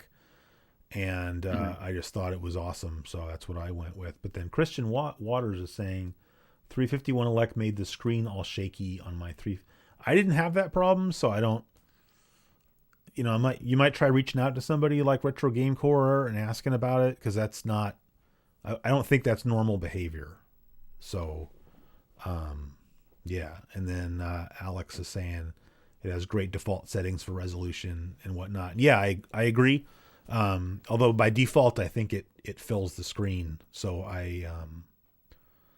but you can easily change the default settings and say, oh, no, I want you to always do integer scaling. But like you can even, cause it's just running Emulation Station or whatever. I mean, I don't really know enough about RetroArch and Emulation Station to not sound I think it's stupid kinda, when I talk about it. It's kind of tough. Yeah. But like you can set the aspect ratio even. So like, you know, like some games run in 4:3, but then other games run in 8:7. So like, you know, a lot of PC Engine games are 8:7. So you can like, you can just tell it run any TurboGrafx 16 or Turbo CD or PC Engine or PC Engine CD game at 8:7. So that it'll look, and then if you have specific games that are not 8:7, like Jack Nicklaus Golf is a 4:3 game, you can go in and tell that specific game, like, no, you run it 4:3. So, and then it'll remember that for the future. So, but yeah, anyway, sorry. But point is just that I think it's a very cool handheld. I like it a lot. Yeah, it just looks like something kind of nice to carry around if you're just trying to, you know, exploring different games, I guess. Yeah. And who knows if the analog pocket will get any sort of jailbreak. Yeah, I mean, to me, it's like I'm, unless that thing gets jailbroken, I mean, obviously I don't have one. I haven't played with one, but mhm. like to me, the selling point of the analog pocket would be that it was jailbroken, so you could put whatever you wanted on there. And Yeah, until that happens, to me, it's not something I would be particularly interested in. So, yeah, not that it's it's not. I mean, understandable. it seems like it's a very cool device, but I mean, I think just Right, for right. me, like I already have a Game Boy Advance SP, Mhm. and a original GBA with like the screen mod. So like I'm already Right, covered for like all Game Boy games like on the go, right. and like I don't really care about playing Game Gear games that much. And if I did want to play a Game Gear game for some reason, I would just like play it on the Mister or whatever. So, Mhm. um, yeah, TB Well, Adventure says what if I'm there's not hoping going to is be a that jailbreak, I'm going to be pissed. I might even sell it. I mean, that's fine because, like, I'm sure you can, at any time you'll be able to sell it for what you but paid for it. So it's. once they start like opening things up where people can make like custom cores for it, like the thing that gets me the most excited about it is like playing, like some Super NES RPGs that I haven't played in years and years and years Yeah, on it. Like that just sounds like really, really nice, and a really convenient way to re-experience those. yeah, for sure, for sure. Oh, the other thing that's not, I don't know. I know I've said a lot of not nice things about save states or whatever because sometimes I'm a grumpus or whatever, um, but that Anbernic device is really good about save state. It's really easy to like. It's just a little button combo you hit anytime Mhm. to do a save state, and then you can set it so that when you launch a game, you can make it so that it just launches a game like normal. You can make it so that it automatically launches a game and loads your last save state, or you can make it so that when it launches a game, a little menu pops up, and you can pick like launch normal game or launch at last save point or whatever, and it'll launch it Yeah, from your save state. So that's pretty awesome. yeah. Oh, and it has Neo Geo Pocket Color support since Shane just mentioned that. Mhm. I was just playing some Neo Geo Pocket on it. It plays everything with basically full compatibility up to the PS1, and it does N64 and Dreamcast, but not. It depends on what game you're playing. I don't. Yeah, I didn't it's probably even not the bother way that you want to loading. play a lot of those games. Yeah, I didn't even bother. I put one PS1 game on there just to see what it was like, and it didn't load. So I think I didn't put the ROM's probably not in the right format. But that's 100% not why I bought that thing. So Right. yeah, Yeah, I mean, I realize that, I don't have to wait for the Pocket jailbreak. SNES RPGs, you don't need FPGA for that. I know. But, like it's the one that I have. yeah, So like, I like the form factor of it, although I would be more interested in a Game Boy Advance style form factor, which is what the Anbernic has. yeah. I don't know. It could just any choice is the right choice, Yeah, I mean, there's honestly. no shortage of like good quality Like choices for isn't it handhelds. just like I think about this a lot about just how lucky we are to have like so many options now Yeah, that there's like really no wrong way to do any of this stuff. yeah, Like and you hear like some stuff and it's like, oh, it's like got to be this big competition. Like it doesn't at all. Like, yeah, just play what you want to play, however you want to play it. There's a lot of options and different ways to play it. yeah. And it's interesting. Like we just got done talking about how like game prices have gotten crazy and everything, and like Mhm. you get nostalgic, or I get nostalgic at least for the days when I could go to the thrift stores and buy all kinds of stuff. But like the flip side is that the fact that classic gaming is so much more mainstream now is that we have Yeah. devices. We have people like Analog and like the EverDrive dude and the Terra Onion people and HD Retrovision. I Mhm. mean, even just guys like Voltar making these relatively speaking, easy to install, RGB mod kits. I mean, like his Super Nintendo Mini RGB mod kit is so easy to put in if you have just basic soldering skills versus Yeah. like when I RGB modded mine back in the day, it looks like a hot mess in there because, like, you know, I had to put in all the components myself. Yeah. So, I mean, it's a pretty good trade-off, you know, because at the end of the day, it's like, yeah, the games are expensive, but you don't really need them anymore anyway. So, what game do you want to watch in attract mode now? Does it have to be? Do you prefer it to be a PC Engine game? Well, I just have a PC Engine controller hooked up. Is the only thing. Oh, I see. So no, it doesn't. Oh, never mind. Forget I even asked your opinion about anything because I know what I'm going to put on. Are you going to put like a sports game on and just like, can you play like a game where the computer plays against itself? Like, can you put on like Tommy Lasorda baseball and have the game play against itself? That would be cool. But hey, can we just watch the intro to Nexer first, and then I'll do that? Yeah, you know, I had never really played this. What? You should definitely until play fairly recently, Nexer and I was just like blown away how good the soundtrack is on it. Well, just everything. Nexer is like awesome. Yeah. It's a very good game, and I didn't really know too much about it. Like, I only knew about it based on Bithead talking about it. Yeah. You're not going to put Nexa on there? Like, I think he was just like talking about like a list or something like that. Yeah, I'll turn up the volume a little bit. Boo Boo Fubu says that controller has a turbo option. Yes, it does. 2-stage turbo. Yeah, you know, I hope that is it the analog one? No, it's like a real one. Or not the analog, 8-bit DOE, right? No, this is like an actual. This is like an actual PC Engine controller. Oh, you're using a snack adapter. No, I'm not using a snack. I don't even know what a snack is. I'm just using a USB adapter. Is it like one of those RAFnet? Yeah, exactly. It's RAFnet. Oh, okay. Yeah. So the snack adapter, just like, you know, you can get different dongles for it for different controllers. Yeah. And it goes in that. Do you know about it that much? No, I don't even know what snack stands for. I don't know what it stands for, like off the top of my head, but it plugs into that blue USB port that never seemed like it'd be used for anything. Yeah. And what it does is it just like is a direct connection. Oh. So there's like no input lag at all. I see. It's you can use if you connect a like a light gun to it. You can play using a light gun on like a CRT. Oh, that'd be kind of cool. It doesn't require anything once you get the parts to it. This chick's gonna die pretty soon. Hold on.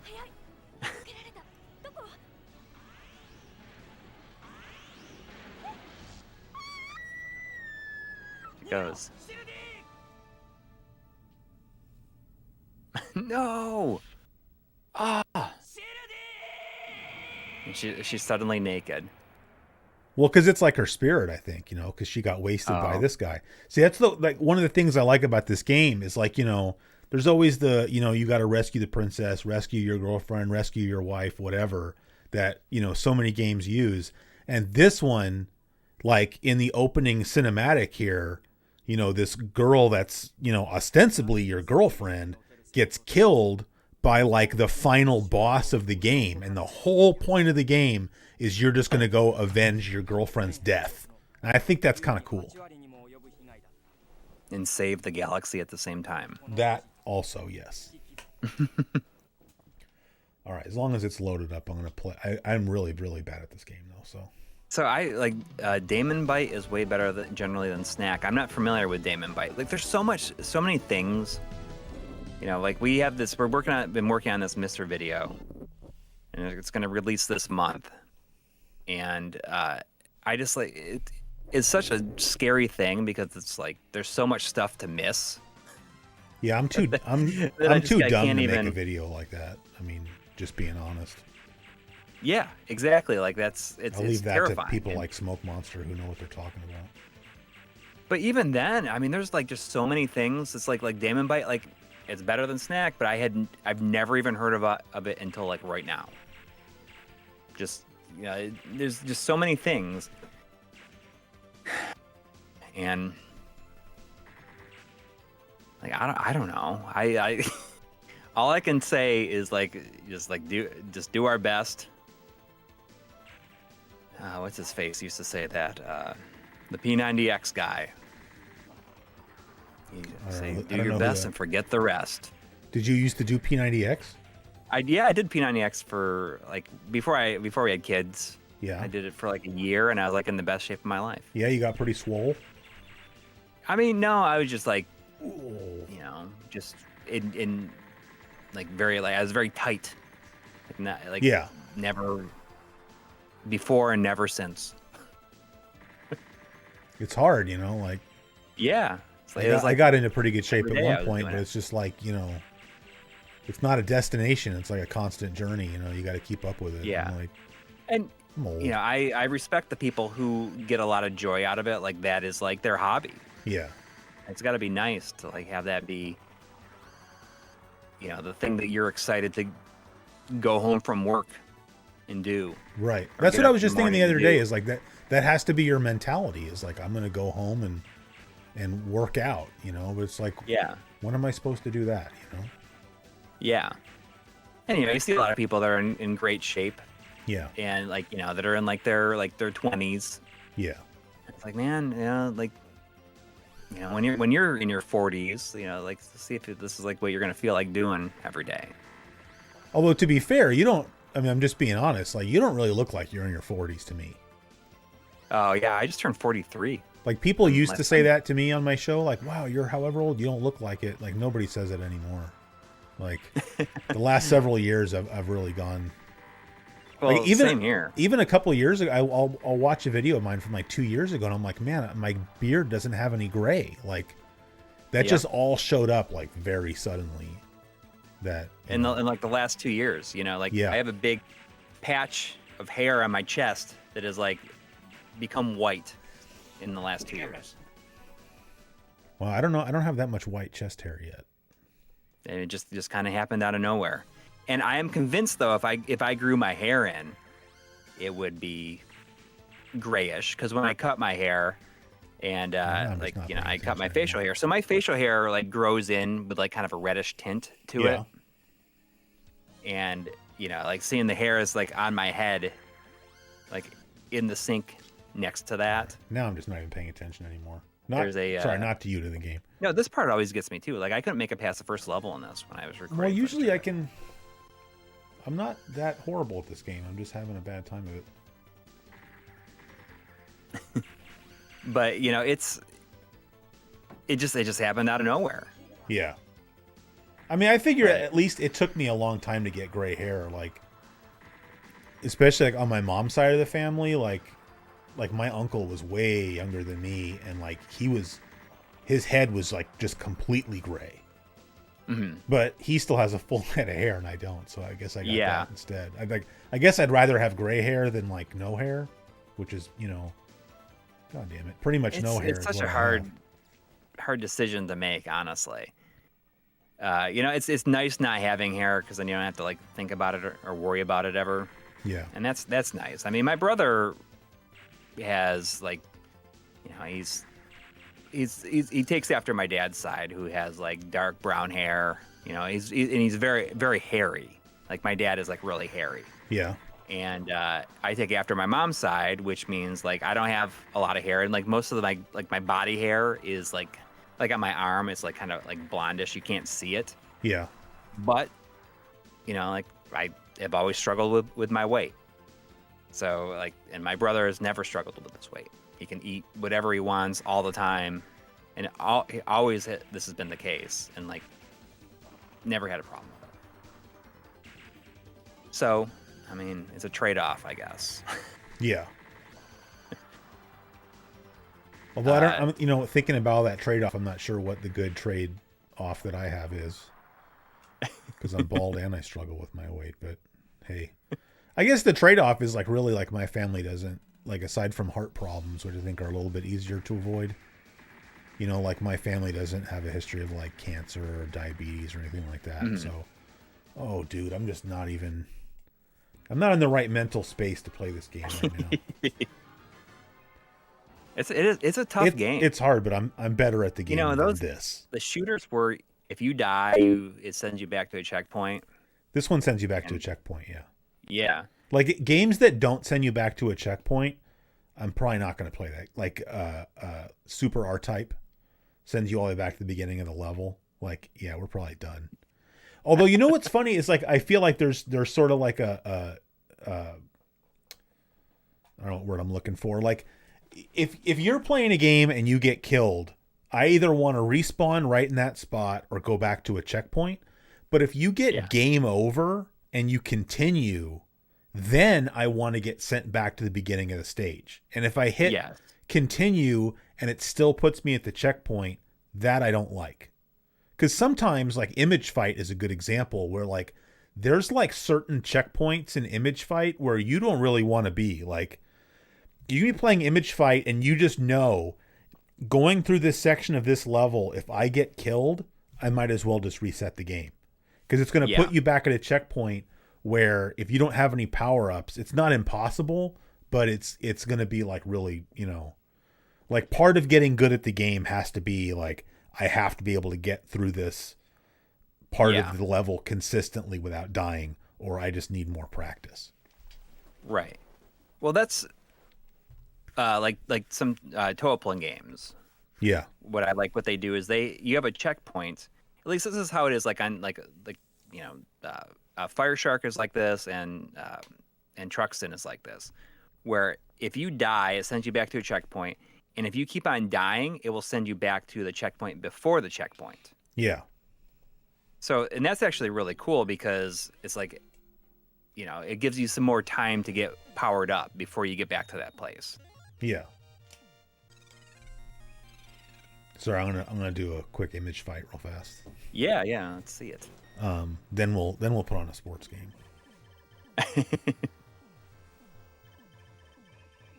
I mean, you could do Madden 92. You know, I know Madden the ambulance. I know you like Madden 92 because you know. Oh, I love the ambulance, but you know, it continues to amaze me just how good that title screen music is on that game. You know, like the sound of EA music on the Genesis was so unique. Yeah. At least like early on. Very much so. And you think of like Madden 92 had great title screen music, and of course like NHL 94, like great soundtrack. Not something you'd ever think about is having a great soundtrack. Yeah, I agree. And I say it every time, but Madden 92 is like the only version of Madden I feel that's necessary for me to own. I mean, I feel like the first, second, and third Maddens just aren't that much different. Yeah. And so if there's something about one of them that makes you like it better, it's probably the only one you really need to have. Yep. Yeah. I mean, I don't have anything after 92. Oh, I have like, I don't have all the Maddens, but I have most of them. Just I don't know, I just like sports games, but it's, you know, like sports games from late in a console's life are really interesting. Like John Linneman talks to me about this a lot. He loves to bring it up where it's like if you look at some of the really, really late sports games where it's like essentially the only games coming out on the system at that time. 100%. You know, you can find some like really impressive stuff. Yeah. Like they're like, what is it, like Madden 98 on the Genesis? I think there was a Madden 98. There was. Genesis. I think that was the last Madden on the Genesis. And he was like, you know, it's just like really, really impressive. Yeah. But nobody would ever talk about it because like who's thinking about Madden 98 on the Genesis? Or like, I mean, I don't think it's a good game, but like PGA Tour Golf 96 on the Genesis, because they actually tried to make like a 16-bit version of PGA Tour 96, which was, you know, a 3D game. And like, I don't think it's particularly good, but at the same time, it's impressive that they even tried. Instead of just, because they could have just released another, you know, regular 16-bit PGA game. By the way, this is the spot I was talking about. If you get killed in here, just reset the game. Luckily, it's early on in the game. Yeah, I mean, it's just the beginning of the second level, so it's not too bad. That's okay. We made it through. Because you have to have like side shooting guns through here, or like you're trying to dodge stuff, and if you get killed, the checkpoint is right at the beginning of that thing, and you'll just have nothing. So do you think that they will change the name of Madden? But I feel like they're more likely to keep it now, especially. Yeah, they better not. I mean, I don't really care. I haven't bought a Madden game in a long time. I mean, yeah. Honestly, a lot of people were saying this on social media, but it's true. Like, if they really want to honor the memory of John Madden, like, try making a good game. Ricardo, we got $5 from Ricardo. Says, any chance to have Joe Redifer join you guys sometime? I mean, that would be very cool. I feel like Joe probably has better things to do than to hang out with me, but no, he actually said, I think after we did our last magazine read through, like he was kind of hanging out, and he's like, next time you guys do one of these, like I would be into like hanging out with you guys and just kind of, that would be cool. I think that he likes it when you kind of bust my chops. That's what he says. I mean, I think everybody likes it when nobody more than me. That's half the reason I have you on. Oh man, now I'm just not even paying attention anymore. So you can give me a hard time about random stuff. Yeah. But yeah, I mean, he would definitely do that. I mean, if we do this, like even just now, just like hanging out and talking, I think that doing this kind of thing, I don't know if it's like frowned upon on YouTube, because frowned upon? On Twitch, it's like a normal, like you can tag it as like just chatting. Uh-huh. And I'm not sure if YouTube kind of like looks down upon doing this kind of thing, but I don't understand who at YouTube is looking. I don't understand what you're trying to say. I don't know. Well, it's like, like it's a video game channel, just like doing,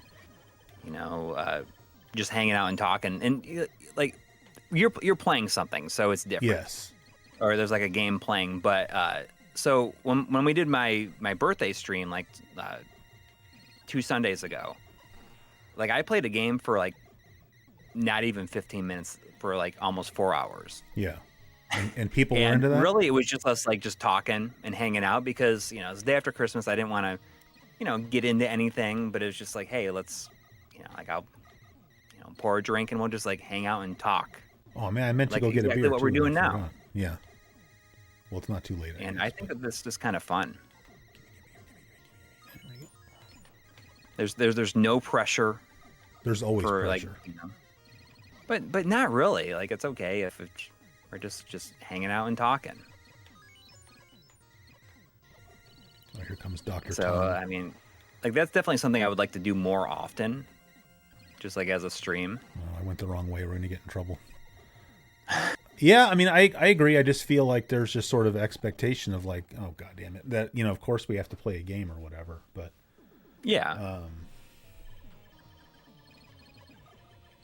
But what I was doing is I would just like I set up the overhead camera, and I just like would what I ended up doing was going through a lot of like my childhood games and just like kind of opening them up and like looking at my like the manual for like or what's in a complete in-box Chrono Trigger.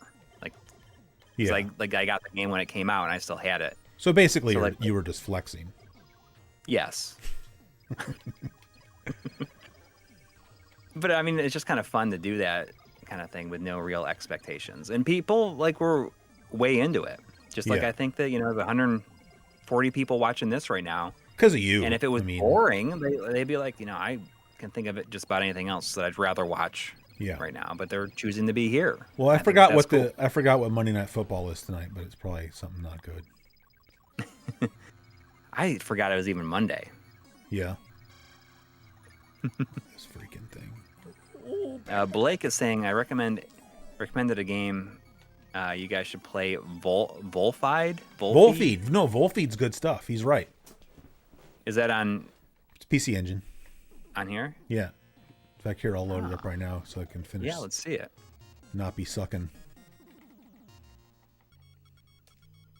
Oh, I think that's not bad on Image Fight for it being a live stream. And plus, you're talking a lot and distracting me. I've never even heard of Volfeed. Like, there's like Volfeed. There's so many games on this system that So this game is kind of like, you ever Never play heard of it. Kicks? Qix? Kicks? Mhm. So imagine Kicks, but you have a gun. You know, like it's sort of like if Kicks was a shooter. Yeah. Huh. I mean, that's Hey, Fire Rescue's here. What's up, Kicks man? is a hard game to play, I think. So's Volfeed. Yeah, Monday actually, Night Football is Steelers versus Browns. I actually have this game too, because this is a cheap game.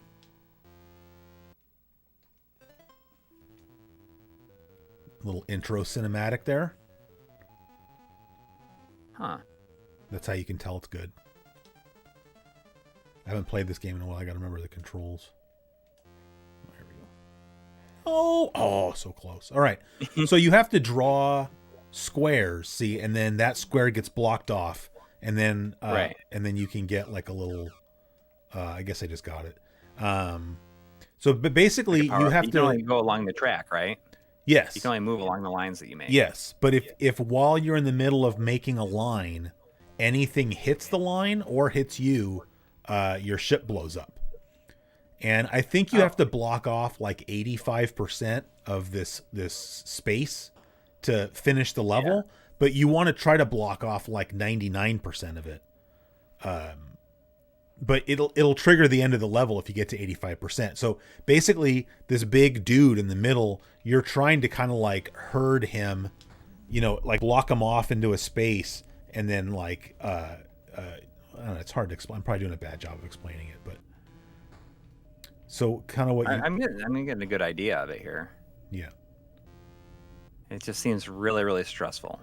Yeah, but so see what you want to do is now I'm going to try to make this thing so he gets like trapped over in this little area. But see, then those things can just change direction whenever they feel like it, and then I just got died again. But but you also have a gun. I forgot, and you can actually try to shoot those things, or I think you can, okay. or you can get a gun. I think that's what the L is like a laser. But so it's a hard game, but this game's actually really fun. I forgot. Do I have a gun? Okay, so now I think that's what the L is. See, so now you can't shoot the big dude because that would be silly, but you can shoot those little guys. Okay.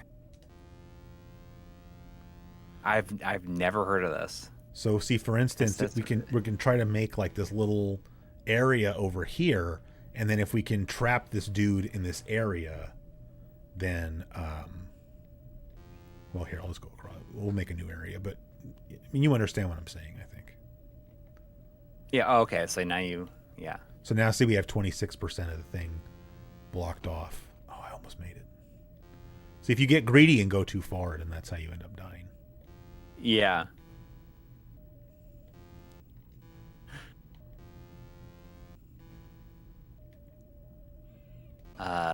Fire Esquire 7 is saying that they're glad that we're back to doing live feeds. Yeah, he's a big fan of the live streams. I always feel bad. You know, there's like a couple of people that are always like asking on Twitter, like, "Oh, when are you gonna live stream again?" And I always feel bad because like those are like the regulars, you know. Yeah. The conversation about this started because someone in our stream yesterday responded when I mentioned something about an interest in trying bullet journaling. They're saying like, "Oh, when are you going to do a bullet journaling stream with Chris?" Yeah, I don't know why somebody would say that. Quarterly. I don't know if they have a. Yeah, I don't know either. So I assumed that to mean that you were into it, like that's something that you were doing, and you'd like talked about it previously or something. No. But it's funny, after you said that to me this morning, I was just thinking, see, that's why I always feel like you're like one of these guys who's like always going to be like successful in whatever you do. Because you're always thinking about stuff like that. Like my main problem is that like I cannot like mentally be like organized. You know, like I have that's like my problem. Like I have way too many things I'm trying to do and like no organization like at all. So like, yeah, I know you say that, but it's like you're the one who gets up at 5 o'clock in the morning to work on your show, you know? Well, that's just because like that's out of desperation, essentially. Yeah. But still, I mean, like I have these ideas and then I never like stick with them because, like I have ADHD. It's like hard to like have a normal, like I have an idea. It's like, oh, this will be a game changer for me. Yeah. And like the bullet journaling thing is like something somebody recommended it to me. And then when I was at Retro World Expo, Norm, the gaming historian, was there, and one of the things that he was selling was these journals. And I was like, oh, it's got his logo on it. And he's like, yeah, they're bullet journals. And I was like, oh, I heard about that. Do you do that? He's like, changed my life, man. Changed my life. Wow. So Well, I feel like he has the same issue. Like, he's in graduate school and he's trying to run a YouTube show and he's married, and I think he lives in like an older house that requires a lot of work. So like, yeah, all the same issues I have, except on top of that, I have a full-time job. So I don't think we can make Tommy Lasorda Baseball play itself. Oh, really? So, but I think we can get, if you don't mind going back to the PC Engine. No, that's fine. You can make Power League, I'm pretty sure, play itself. I don't know why there's that jiggly line down at the bottom of the screen now. Hopefully that goes away. Like if you go to Power League 93... Can just do a reset if you need to. So bullet journaling is like, it's basically just using a specific kind of journal that looks like graph paper, but it's not. It's just like a bunch of dots. I own graph paper. Yeah. And I have pencils. I'm like halfway there.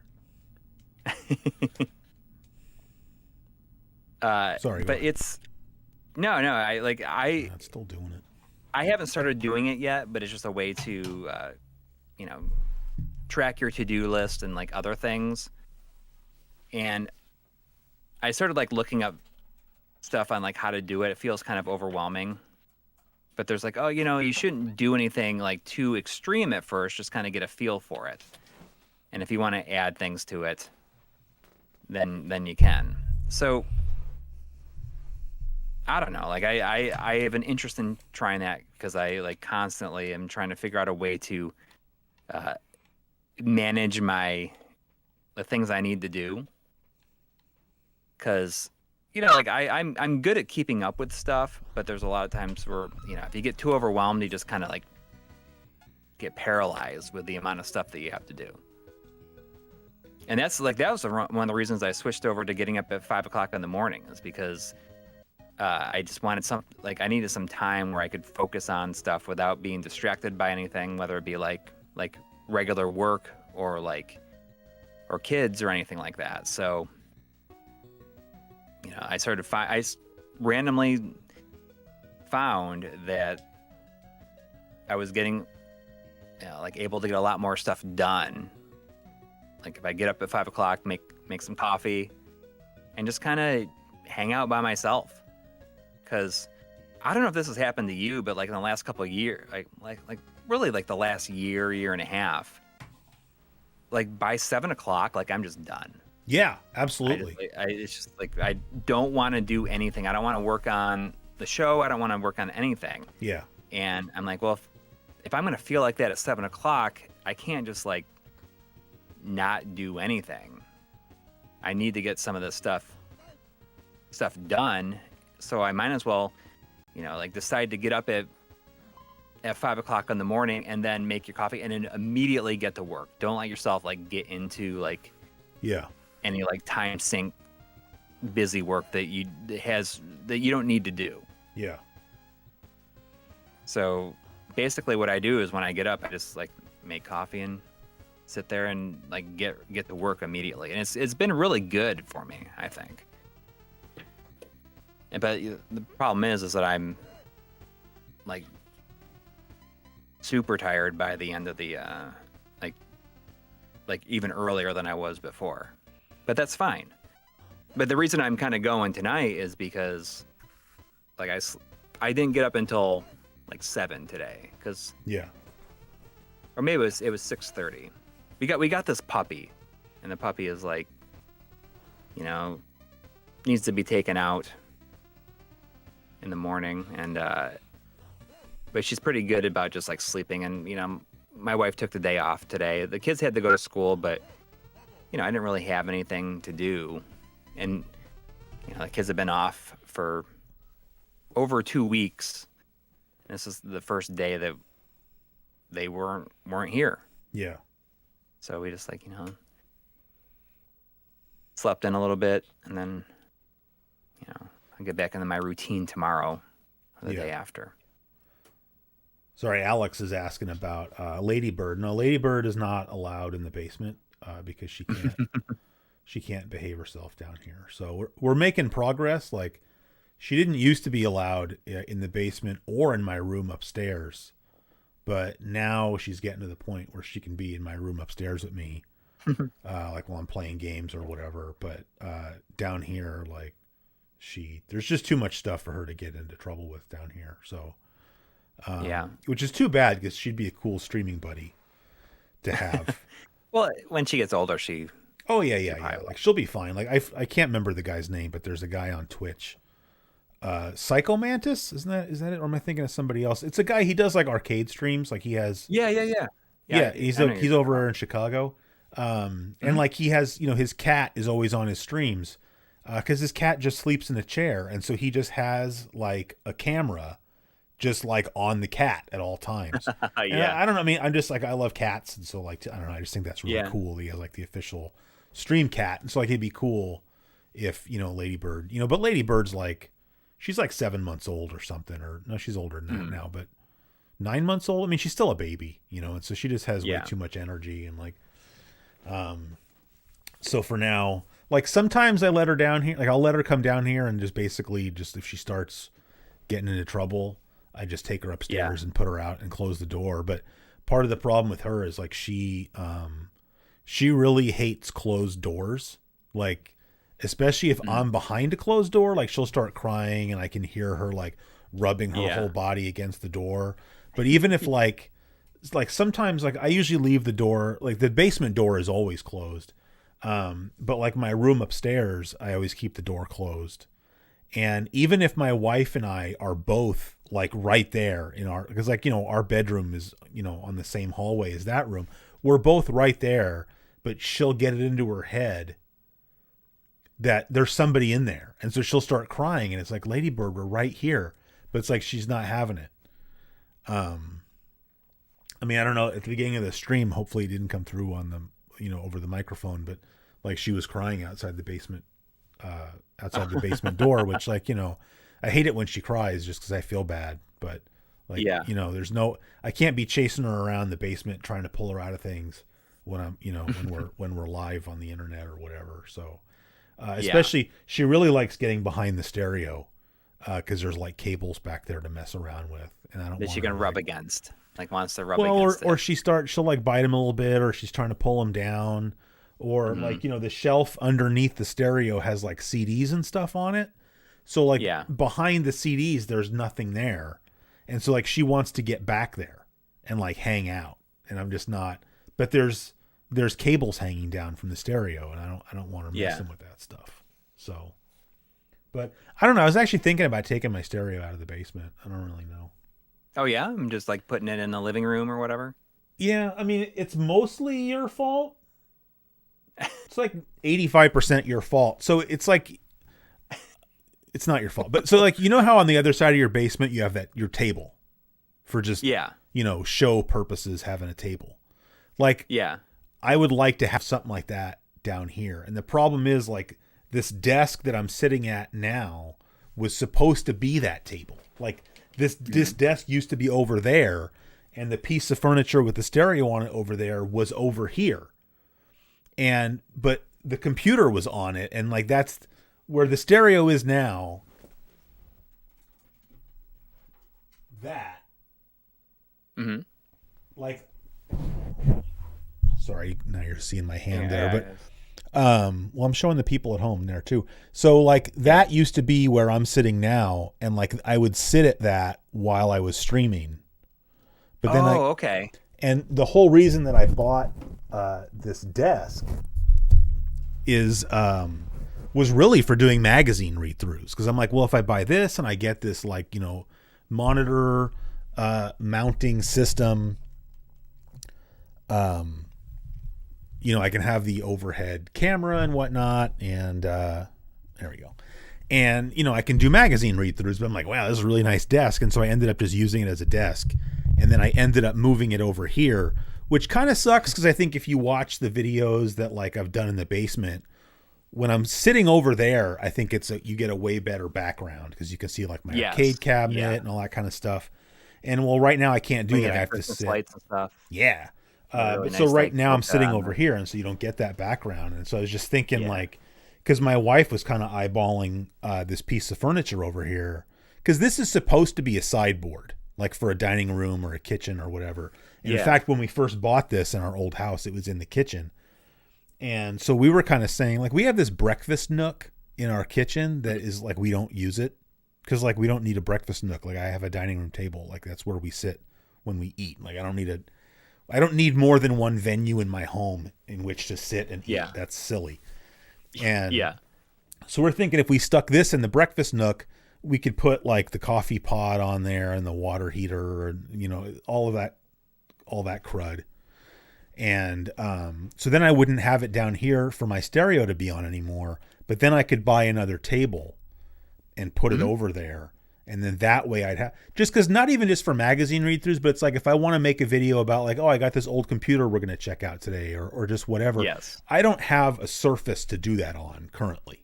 Right. And so if I had a table over there, I could use it for lots of things and it wouldn't become a desk because I already have a desk over here. So, but then I don't really have a place to put my stereo down here anymore. But to be very honest, like the way this room is set up, like having the stereo over there is actually really stupid because like I'm not even facing it. It's to the side. So like, I don't need a nice sound system down here is my point. Like I can just have something and much having more something basic. like that nice receiver and stuff. Yeah. Like upstairs in your living room working like a really, like those old like tube amps that like, like the tube like receivers or whatever, like they have such a full sound, and like to fill a space like that is like a living room is like what they're made for, like, that's where they sound the best. So that's what I'm saying is I feel like maybe this stuff would be better off if I just took it upstairs. Because like I bought like this is a not new but new to me turntable that I bought late last year. That receiver is brand new. Even like my cassette tape player is a really nice one. And so like, wouldn't I rather have that in the living room where it's a much better, listening space or whatever anyway. Hey, do you feel that your wife would appreciate you doing that? Or do you think she would like, okay, then. No, in fact, I was showing her, I don't know why I got sent like this catalog from some, I forgot the name of the company, but it's like audiophile crap. It's like you can buy like Audio Quest cables and crap out of it, which, I'm not a believer in like Audio Quest cables, but they had this piece of furniture in there that's like, it's got a isolated platform to put your turntable. It's got space underneath it to put your other components. And then it's got like this, why is this dude just standing here? I was going to say, is the game glitched? Am I supposed to be going on?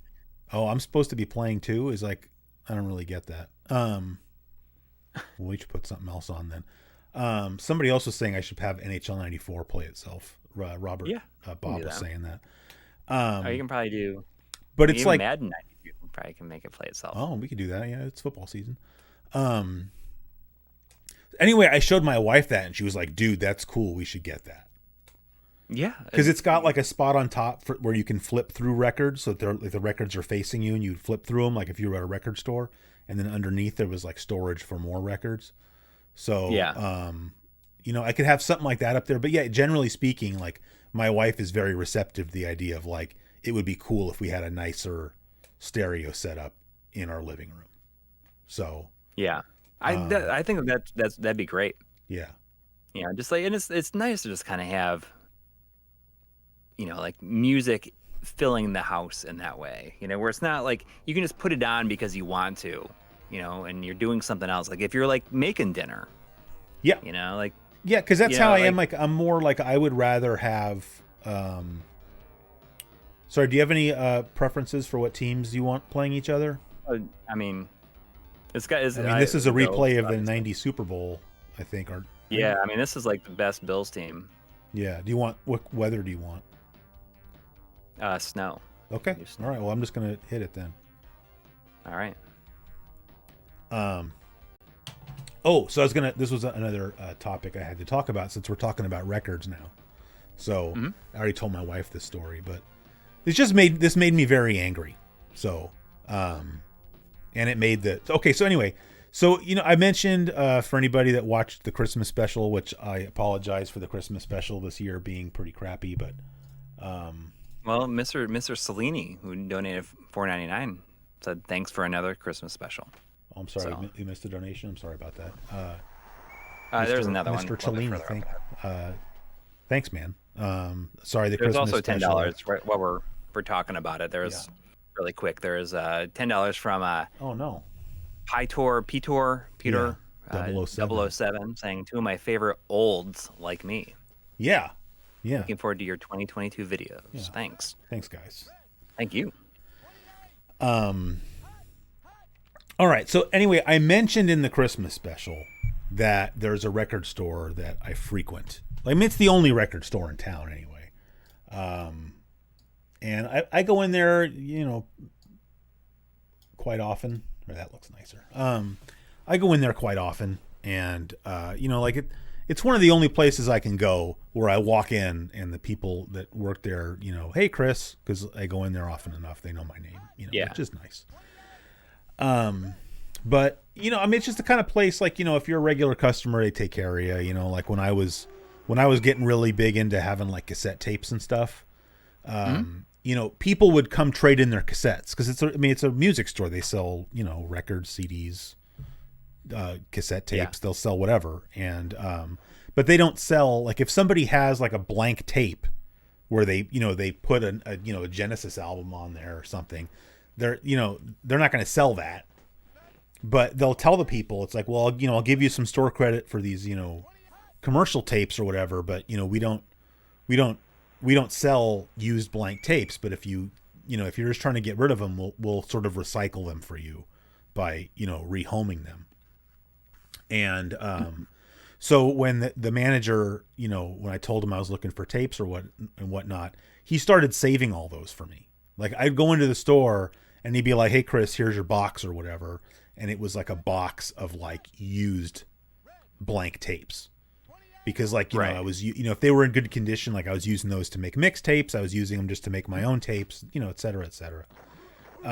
It's just a cool story. And it's like, even like during lockdown for like, as long as it was, they were allowed to be open, that was like one of the only stores that I would go into. So, it kind of helped get me through the early days of the pandemic. I was going in there, I was buying a lot of records and hanging out in the basement, listening to them, et cetera, et cetera. So I just really love that store. And they got, they don't usually have like rare stuff in there, really. Every once in a while they get like, somebody will trade in. This isn't like the Bay Area, you understand, right? So like this isn't like going to like Amoeba Records in Berkeley or something. And, but every once in a while they get something cool. And they got this copy of the Rolling Stones album Sticky Fingers, which probably the big hit off of that was Brown Sugar. Mm-hmm. And if you get the original pressing of Sticky Fingers, like the cover of the album is like a dude, like from the belly button maybe down to like, mid thigh or something. Oh, right? yeah, it's like a zoom in on basically his groin or whatever, I suppose. Yeah. And he's wearing like jeans. And if you get the original pressing, the zipper, even though like the whole album is just, it's like, a printed photograph, but they put a real zipper where the zipper is. I don't know, just to have it be something neat, right? It's like a real zipper. Yeah, yeah. And it's only if you get like an original pressing that it has that real zipper, Yeah. And you wanted that real zipper? Well, no. I didn't want the record.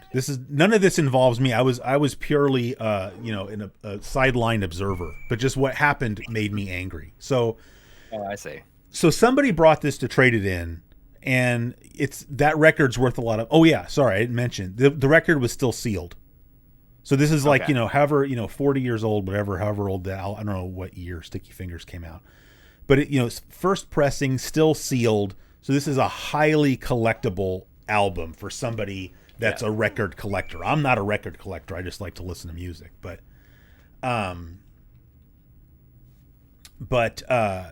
so they had it on the wall for like probably a month because they were asking $250 for it. Mm-hmm.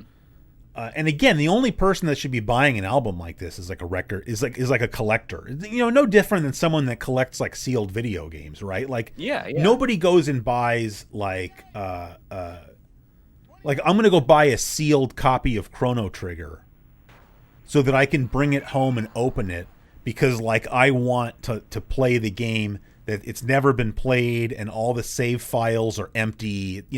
Nobody does that, right? With something like that, like. You got guys like Pete Scarrett on YouTube. Like he buys sealed games and opens them, but like the games that he's buying are not like, top tier as far as like value goes. He's just buying, game. Oh, this is a game I enjoyed when I was younger, and like maybe it's a sports game or something, and he's unsealing it. And like, sure, who cares? I mean, I don't care what anybody does with their own stuff. That's not what the story's about. So anyway. Right. I went in there like the day before yesterday to pick up something that they were holding for me. And the same guy that I mentioned in the Christmas special, Nick, he was telling me he was excited. He was just like, oh, somebody finally bought that Sticky Fingers album. Because you understand this is a little independent record store, right? So like, to make a sale like that, like, hey, that's a pretty good sale for them for one day, And so he was just happy. He's like, oh, yeah, somebody bought Sticky Fingers. And I was like, oh, that's awesome. Cool, man. And then I paid for whatever I was there to buy and left. And I went in there again today. I go in there like a lot. I go in there like probably 2-3 times a week just to see what you got that's new or. And while I'm in there flipping through the records, it was like the middle of the afternoon. So there was like nobody in there except me and the manager. And some people come in and they're over there talking to the manager or doing whatever. And I'm not really paying attention because I'm just flipping through the records, but you kind of can't help but overhear, right? Like I'm not trying to listen in, but like you can't help but overhear. And without even looking over, it's like it sounds to me like the guy that bought Sticky Fingers is trying to return it. And I kind of look over and so now I'm starting to pay attention. I think I made a mistake. Yeah. Now I'm starting to kind of pay attention because I'm just like, what, dude? And like I hear him talking and he's talking about how like the record is a little bit warped and like he's playing it and he can hear like audiophiles will tell you that if a record is not perfectly flat, you can hear like, because you can imagine that the effective mass of like the needle is changing as it's moving up and down. Right. Yeah. And so like you can hear that. Like I've played some pretty warped records on my turntable and I don't hear a damn thing, but like I also use, cables that don't cost a fortune. So I'm just like a dirty plebeian or whatever. But he's basically saying that like, this thing it's warped and it doesn't sound good and whatever. And so the manager Paul's like, all right, well let's just throw the record onto the turntable. They have like a turntable hooked up to like, the stereo system that plays in the whole store. And well, let's listen to it. And he puts it on. He's like, well, I don't really hear anything. And he's like, well, I just, I can hear, I can hear it, at home or whatever. And basically he wants a refund, right? Because he bought a $250 record whose value is in the fact that it's sealed and then took it home and opened it to listen to it. And this guy, he couldn't have been older than 25. And I don't think he was even that old. So he's like one of these guys who is just like watching all of like the middle-aged jackass audiophile channels on YouTube and gets these ideas into his head. And like, he basically comes in and is just like, this it's warped and like, and Paul's like telling him, he's just like, well, you ruined the value of the record when you opened it. Like I can't. Yeah. Like if I take it back from you, I can. What do I do with this now? Yeah, like he's like, I'll only be able to sell it for like $140 now. I mean, because you understand it's still very collectible open, right? Yeah. But he's like, I won't be able to sell it, for what I was selling it for before, because you changed, probably the defining characteristic of the record, because you opened it, and he's just like, if you were looking for a copy of the album just to listen to, and you insist on having brand new vinyl, why didn't you just buy a brand new one? And he's like, well, modern pressings just don't sound as good as the originals, which sometimes is true and sometimes is very much not true. Yeah. I was looking, I want to listen to the album the best way possible. So I wanted vinyl, and I wanted like brand new vinyl and like blah. Because then he's like, well, why didn't you just buy a mint condition used one? I mean, somebody already said it Scepter Sever said it to me, the whole thing sounded like buyer's remorse. And when the record was warped, he had the perfect excuse to bring it back and be. But it probably wasn't even warped. It was a little bit, but I've bought a lot of brand new records, like brand new, like modern pressings, where you put it on the turntable and it's not exactly flat. It's not warped as like it's crazy, but it's not exactly flat. And to me, does it ruin the experience? That's just vinyl. Like if you buy something, it might not be exact. Like, what does he expect? It could have just been warm in your car on the way home. That can be enough. There's a reason that vinyl went out of style. All right, they're fragile, like whatever. And Steven Saucy, or get a record clamp. That's what I want to tell him. Like, if you're that much of a snooty audiophile, why don't you have a ring clamp? Now, I don't have a ring clamp because they're a stupid waste of money. What does that do? A ring clamp goes around the outside of the album and like pushes the whole thing down. So that if it's not perfectly flat, that makes it perfectly flat. But they cost like hundreds of dollars. But he took $250 and bought, an album and opened it. And the thing, so then Paul's telling him, he's like, look, I can only sell this for $140 if I take it back from you. So like, he's basically telling him like, I'll give you $140 back for it. And he's like, well, I just, I bought it to listen to it, and it's just not, and that was really the only reason that I bought it. And he's like, you tell me what's fair. Because if I take it back from you and sell it for 140, I'm now losing money because I paid more than that when we brought it in. Yeah. So like what do you think is fair? And he's like, well, I just, it's like I bought it to listen. He's just like the same. And then Paul's like, well, how about that what he's saying is wrong. But he's like, well, how about if I give you $200 in store credit? Like, would you be happy with that? He's like, I don't want to lose your business over this. So would you be happy if I gave you $200 in store credit? Well, blah, blah, blah. And at the end of the day, Paul ended up having to give him a complete refund, like $270 with tax, so that he could take the record and put it back on the shelf and sell it for $140. So he literally just lost $130 because this kid, who I think is just, he's trying to like cosplay as an audiophile. Yeah. Because that's the thing, is he's such a big shot that he has some like nice turntable at home, and he can put a record on that's not exactly flat, that he paid $200 and something for. He's enough of a big shot to do that, but he can't take a hit on the price when he comes in and screws over a small business when he wants to bring it back. Like because after he was like, Paul was being super nice to the guy, and as soon as the guy left, there was nobody in the store except me and Paul. And I just looked at Paul and, said, what an idiot, except I threw it, there was some cursing in there too. And Paul was so mad. He's like, this is this kind of thing I hate about this business, and blah, blah, blah. And I mean, I just told him, I said, I would have banned him from the store. I'd be like, here's a refund. Don't ever come in here again. Yeah. I was very mad. It's like insanely frustrating. Yeah. And it just sounds like he was just like, oh, well, I bought it to listen to just like over and over again. Like, well, but Paul was even telling him, because Paul wasn't there when he bought it. He's like, if I had sold this to you and you told me you were going to take it home and open it, I would have told you not to buy it. Because that's not the that's not the point. And get someone saying giving him 140 is super fair. I agree, because like if I ran that store, I would just have a store policy.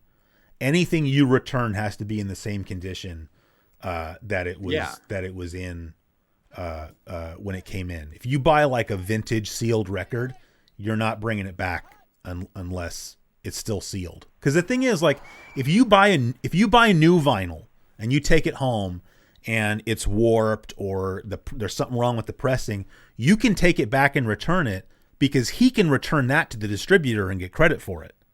Right. But with what he had, he was just totally screwed. Yeah. And, you know, like, just listen to it like that.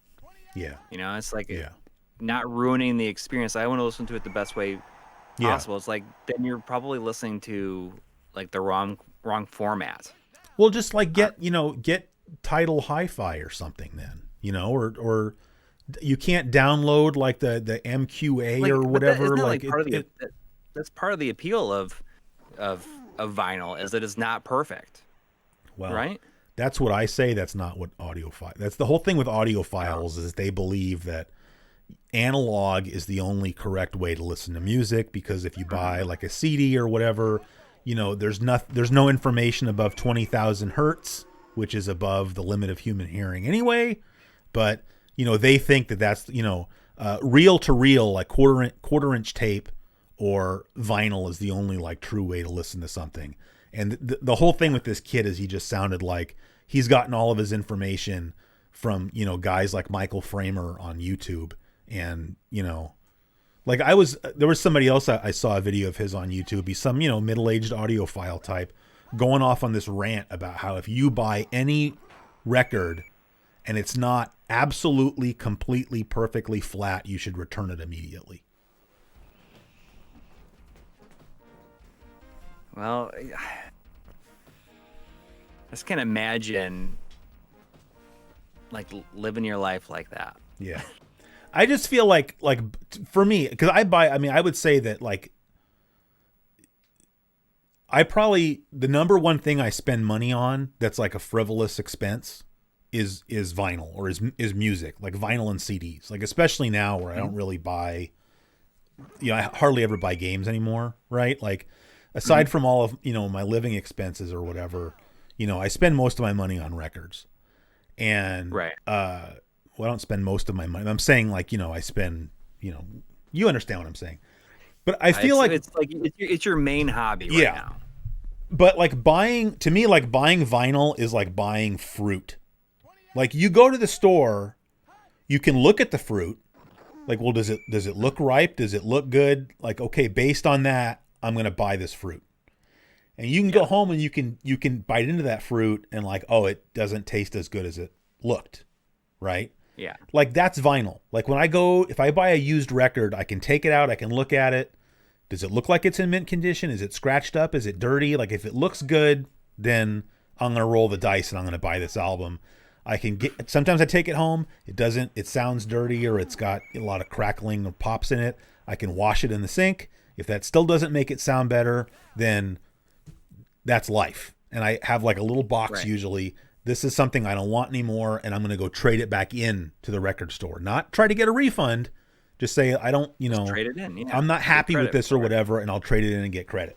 But I would never return a record to like that store because like, oh, this wasn't, you know, this doesn't meet up with my standard. Because like if I have pretty high standards. What even is that guy's standards at this point? Like, does he even know? I think honestly, I think part of it was buyer's remorse because he spent a ton of money. All his money on this thing. Yeah, and that's part of it. I think part of it is like, you know, he's probably educated himself watching YouTube videos, and it's like, you know, if audiophiles tell you yes, it's going to sound different because it's a little bit warped, you're going to probably hear it. Or you're going to decide that you hear it, you know, or you're never going to be happy with it. But then like, if you buy a sealed, you know, vintage record, the person that runs the store doesn't have a way of verifying the condition of it. It's sealed. Like, well, the only way to do that is to unseal it. And it's like, you're the one that took the risk when you bought it. Right. But he passed the risk back on to the record shop. And that just, it's like, it just made me mad. It's what? It just made me mad. Yeah, I can totally see why. You know, it's like if you bought like, you know, you said Chrono Trigger. Like if you bought that now, you know, chances are it might have like a dead battery in it. Yeah. And, you know, like, well, I really wanted to play all the way through this game. Yeah. but now I got to open it up and change this battery. It's like, it's not perfect. It's like, that's. Or like I told him, because it's funny because after this happened, the owner came in, and then Paul called me over. He's like, Chris, come here. He's like, tell. He needed you to back him up. He's like, tell Josh what you thought about. And I said it would be like if you went into like a baseball card shop, and they had like a still sealed pack of like 1965 Topps baseball cards or something like that, and you bought it for like $150, right? And like if something like that, the collectability of it is that it's still sealed, right? But you're like, oh well, so and so's rookie card is in a 1965 set. I'm gonna open this pack, right? And then you open the pack, and there's a card in there that you wanted, but it's cut a little bit off center. So then you take the pack back to the store, and you're like, hey, this Pete Rose rookie card is cut off center. And then they're like, well, why did you open it? And he's like, well, that's why I bought the pack, was to open it. Well, you killed the value. Okay, but I want my whole $150 back for it. Yeah. Like, that's what he did. Anyway, I've been ranting for like 15 minutes. Well, I just can't imagine, like, not feeling like a piece of crap after if the person did that. Yeah. Like if I was the person that did that, like I would just feel horrible about doing it. Yeah. Like I said, I just, just listening to the sound of his voice and everything, it really made it seem like he had buyer's remorse. Like he knew he spent too much money. Like he had his girlfriend with him. Like I wonder if he got in trouble, like, oh, you spent maybe how much? maybe. Like I don't, because she didn't say a word while they were in there, but I wonder if it's like if you're going to spend that much money on an album, like you got to really love that album.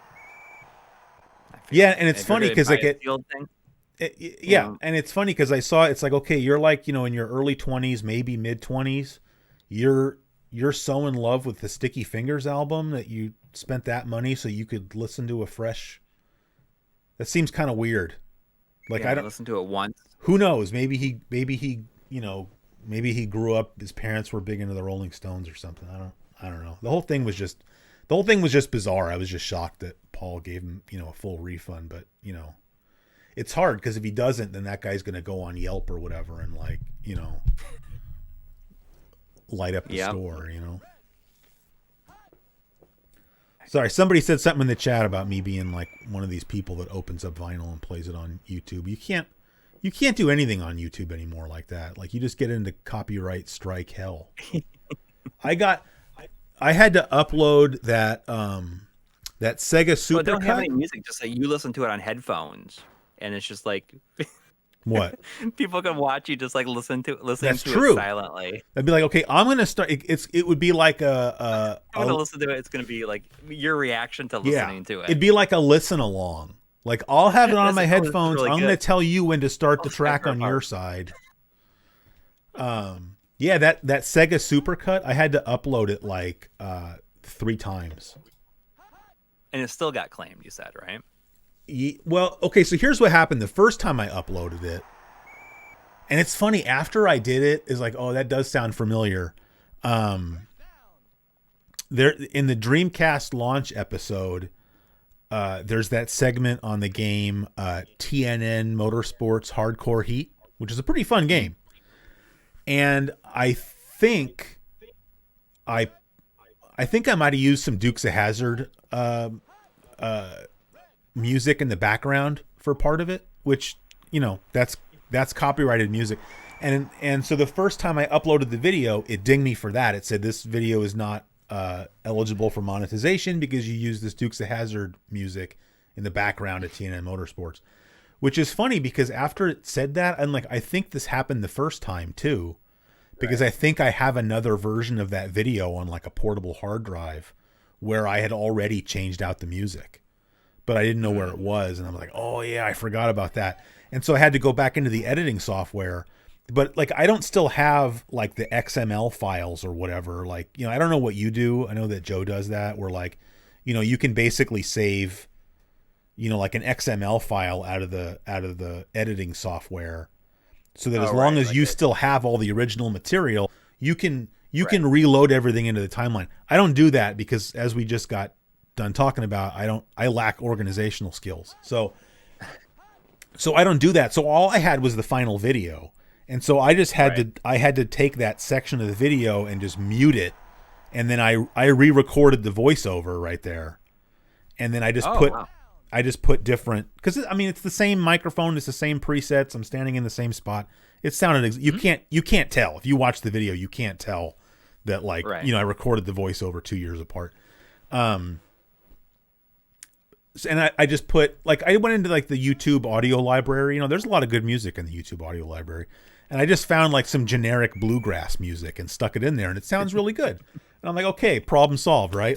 So I went back. Yeah. Now, mind you, I upload my videos at work because here at home I have not good internet, and at work we have very, very fast internet. So it takes 20 minutes at work to upload a 10 or 12 gigabyte video file. So I just drive to work and upload it there. So if something happens and I have to drive back, it's I have to go, drive, because I live 15 miles from work. So I come home and I fix it, and then I go back and upload it, and it gets a copyright claim again. But now it's because at the end of the Dreamcast launch episode, it's that concert of it's the band that actually performed, I think, the Sega or the Sonic Adventure soundtrack, but they're performing it live. Mm-hmm. And that's what plays during the end credits, which is, I thought that was my favorite part of the whole episode. I just thought that was cool. Is it Crush 50 or something like that? Is that something the name of the like band? That. Something like that. All right.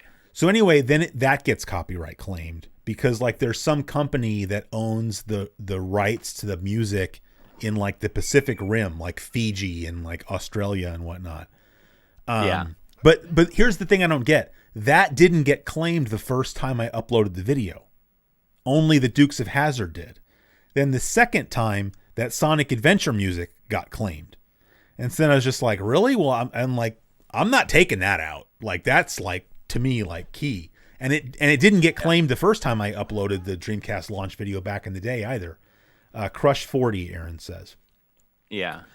So I'm all right, well, if it didn't get dinged the first two times, maybe this is just a little fluke. So I'll delete the video and upload it yet again. Yeah. So I drove back to work a third time and uploaded it again, but it got claimed again. So I just put you can make it so that it just mutes the audio during that part. But that's the entire end credits. It just the yeah. No, that's. I mean, in a video of that length, it's not that big of a deal. It would bother me. I don't. That's not how I do things. So anyway, but this is what really annoys me, and I guess now I'm just ranting too much, but I'm not upset. I'm just these companies can submit all this material to Google and say that if any of this gets matched in your content, block the video from being released at all, make it so that the video can't be monetized, force it to be monetized, but give me all the money, especially because how long is that video? 2 hours, 2.5 hours long, something like that. And you're talking about something that's there for 20 seconds. And now they're going to get all the money. Well, yeah, but I think this would only be if it got played in the Pacific Rim anyway. But no. What I'm annoyed about is that they do that, right? They submit this stuff to the copyright matching system, right? I get a copyright claim on the video. I put in a dispute saying why, in my opinion, it's not, it's fair use or whatever. Mm-hmm. And then they don't reply, right? Because after 30 days, if they don't reply, I win by default.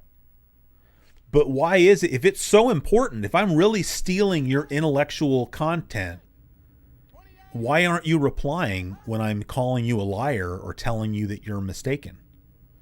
And that's why you have so much abuse of the copyright claim system on YouTube, is those companies don't get in. Why aren't they getting in trouble? No. If you're going to make us file copyright claims on your behalf, if the content creator disputes that claim, you have to reply. But they don't. Right. And I've never had, in any times I've ever had to file any dispute against the copyright claim, nobody has ever responded to any of them. I've always just won by default. Which to me, that's the definition of like you're obviously just abusing the system then. Because if this was really legitimate and if it was that big of a deal to a bunch of people, and hopefully, like they just make this money off of people that can't be bothered to or don't know what to do in that situation. You get like YouTubers who are naive and they're like, oh my god, I got a copyright claim, and they freak out. And so they don't do anything. They're like, oh, okay, well, at least my video didn't get blocked and my subscribers can still see it. Yeah. Like how much, when you have like these bigger companies that own like, or claim to own the rights to all this stuff, how much money do you think they're collectively making monetizing other people's content? And I'll give you an example of that.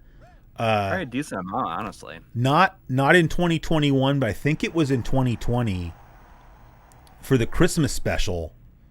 I had there was like a Tandy, like a Christmas demo, right? It was like an electronic Christmas card. I think we're going to overtime here, really quick. Sorry, I mean. Oh no, thank you for that. That's exciting if that's true.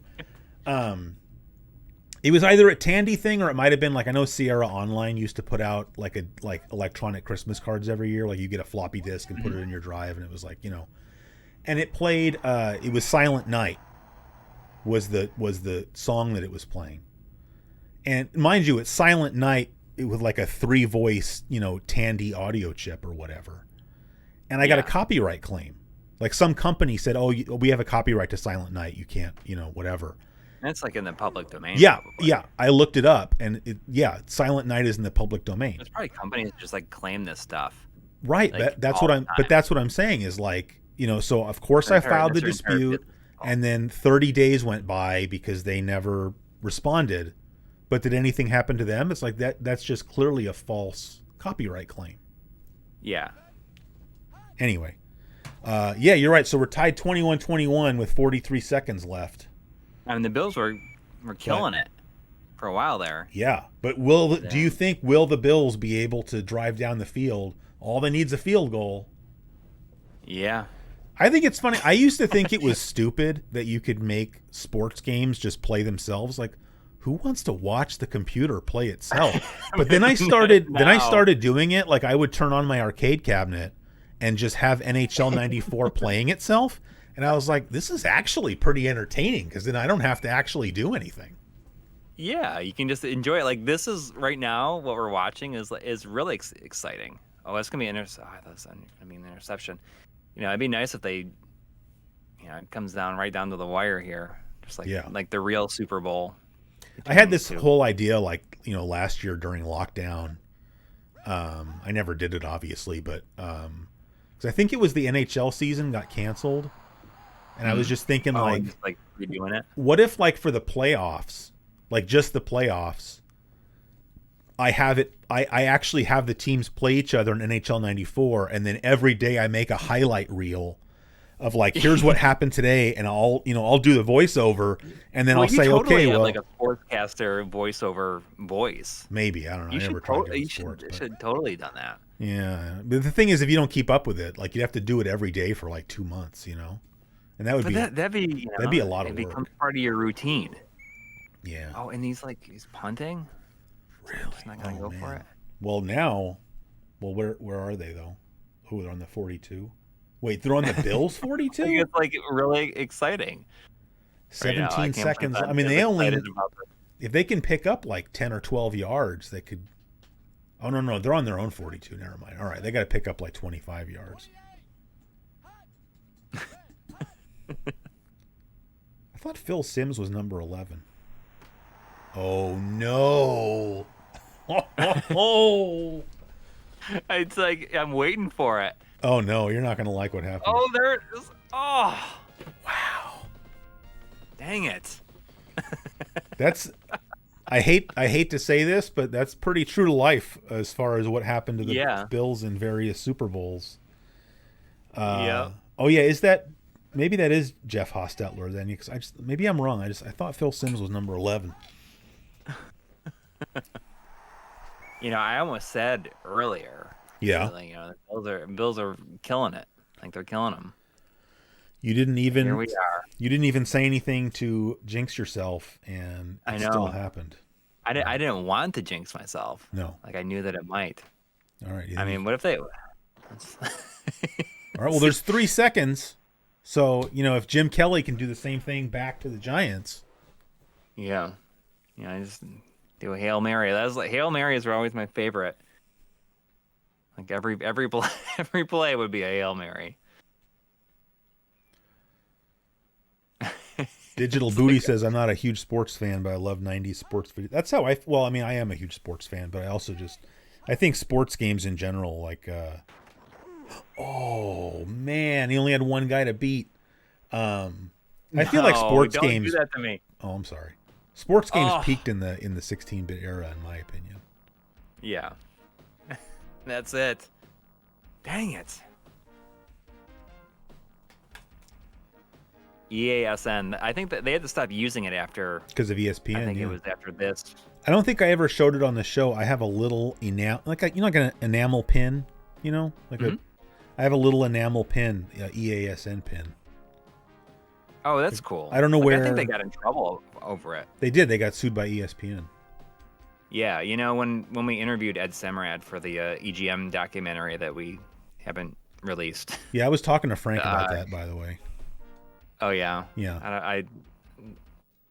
I know. Yeah. I know. I was saying to Frank, boy, I sure hope they would. Yeah, well, like, because he brought up that he's like, I'm friends with Ed. I was like, yeah, I'm very jealous. Yeah. Did he tell you about his EASN jacket? No. He has an EASN jacket. Like it's like kind of like a starter jacket. That's pretty sweet. I'd have a hard time not wearing that if I had it. Well, I know he wore it. He was wearing it. Oh, good. It's like, oh man, so he's got to, wears it out. Like I like that documentary is coming out this year. Oh, good. I've been waiting only for like. I know. I should just send you the 3 footage. years. You should send me the what? I might have you help me pull out the good stuff from that. I don't know what that means, but anything I can do to help them. I mean, just help me with it. Yeah. So for some reason, whenever I play Genesis hockey games, my favorite thing to do is use teams that don't exist anymore. Just because it kind of makes me sad, I just feel like the NHL. Yeah. I think it was cool that the NHL had teams in relatively smaller markets like Hartford. Is it like the Quebec Nordiques and the Hartford Whalers? Yeah. Because like when you go to Retro World, like that's in Hartford, and it's just like that was the only top tier sports team that they had. Was it's just like here in Sacramento we have the Sacramento Kings, and like that's it. So like if we lost the Kings, we just wouldn't have any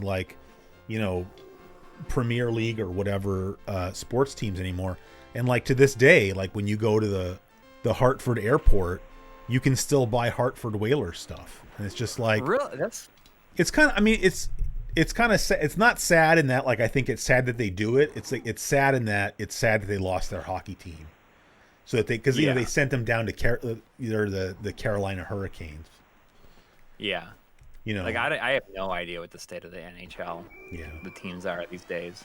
Their goals. I wish that Cincinnati had a hockey team. I mean, they have like a minor. Hey man, what is it? Like I have like a minor league hockey games are fun to go to. I used to go to a lot of them. Yeah, I mean, I should go, but I have not. Like there's.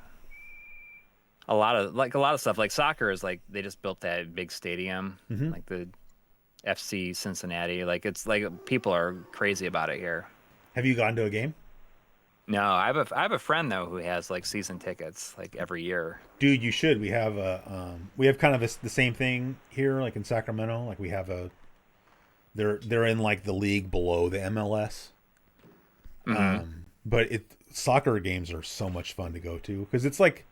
It's similar to like, soccer in Europe. Like there's like the whole huge section of like the super fans that all sit together and they have like their songs that they sing and things that they chant. And like, it's a lot of fun. Like, I think soccer's pretty fun to watch live. I've never been to a live one. I mean, like when I was like a teenager, soccer was definitely not popular. Like at least at at the school that I went to, like they didn't have a soccer team until I was like in 11th grade, I think. Yeah. And then, like it was if you played soccer, it's like, why are you playing soccer? Like why, it was. Yeah, I feel like growing up, it was always kind of like the weird dumb. kids that played soccer because soccer was Yeah. not weird kids, but it was just like it was sort of like the alternative sport. Yeah. Like I'm not going to play football or baseball or basketball. I'm going to play soccer instead. So yeah, that was just not something that like there was no team at all. Yeah. But I mean, I went to it's a small school district, so it makes sense. Yeah. But I remember it being, like people were just like, why when they like started a team, and now it's like what everyone likes the most. There, I guess. Yeah. At least from what I've heard. You ever go to Bengals games? I've never been to one, honestly. Well, I've been to some Reds games, but that's it. Yeah. I mean, I don't know. I love football, but I've only ever been to one NFL game. I went and saw the Niners one time when they were still in Candlestick. Mm-hmm. And like, I mean, I'd say overall I've gone to like a lot of sporting events, right? I've been to like a bunch of Giants games. I've been to a couple of Kings games. I've been to NHL game. I've been to minor league hockey games, minor league baseball games. And like that Niners game was the only time that I ever felt like it seemed like almost everybody in the stands was drunk. And like I had good seats. Like, it was towards one of the end zones, but it was like a handful of rows up from the field. So like they weren't cheap seats. And still like, I felt like not everybody, but like most of the people around me were just like totally faded. And it's like, well, then why are you here? Like what you can because that is the actual experience for them. Yeah. Well, I didn't particularly enjoy. I mean, I had a good time, I guess, but I kind of felt like when I left that like, okay, that was my experience of going to an NFL game, and I'm probably not going to do that again. I just feel like when I go to a baseball game, there's not really drunk people. I don't know.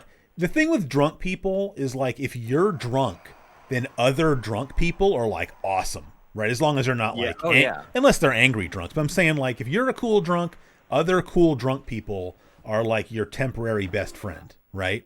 But if you're sober, there's nothing worse than a drunk person.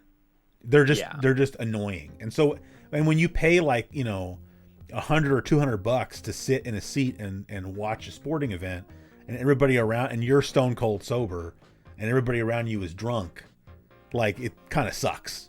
Maybe that's why they all get drunk. It's like, well, everybody else is drunk, and if I get drunk, then I'll have a better time. Like, yeah, that makes sense, I guess. Yeah. But,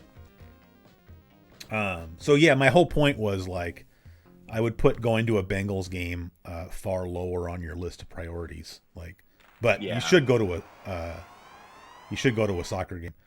See, one of the things I think is been invited several times. It's pretty awesome that this game shows you highlights from other games.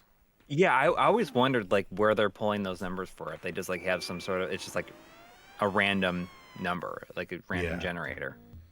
They started that pretty early on, though. I think Lakers versus Celtics did showing like highlights. I didn't realize it shows highlights. Yeah, it's showing you highlights from other games. It's awesome. That's cool. Yeah. Like, do they have like a predefined set of things? Yeah, I wonder. I don't know. You would. I mean, you kind of feel like they would have to, but you'd have to sit here and watch it long enough and like kind of keep track of all the different highlights and see if you started seeing repeats. Yeah. So in the chat, Submart says tailgating is the best part of football. That is true. Tailgating is awesome.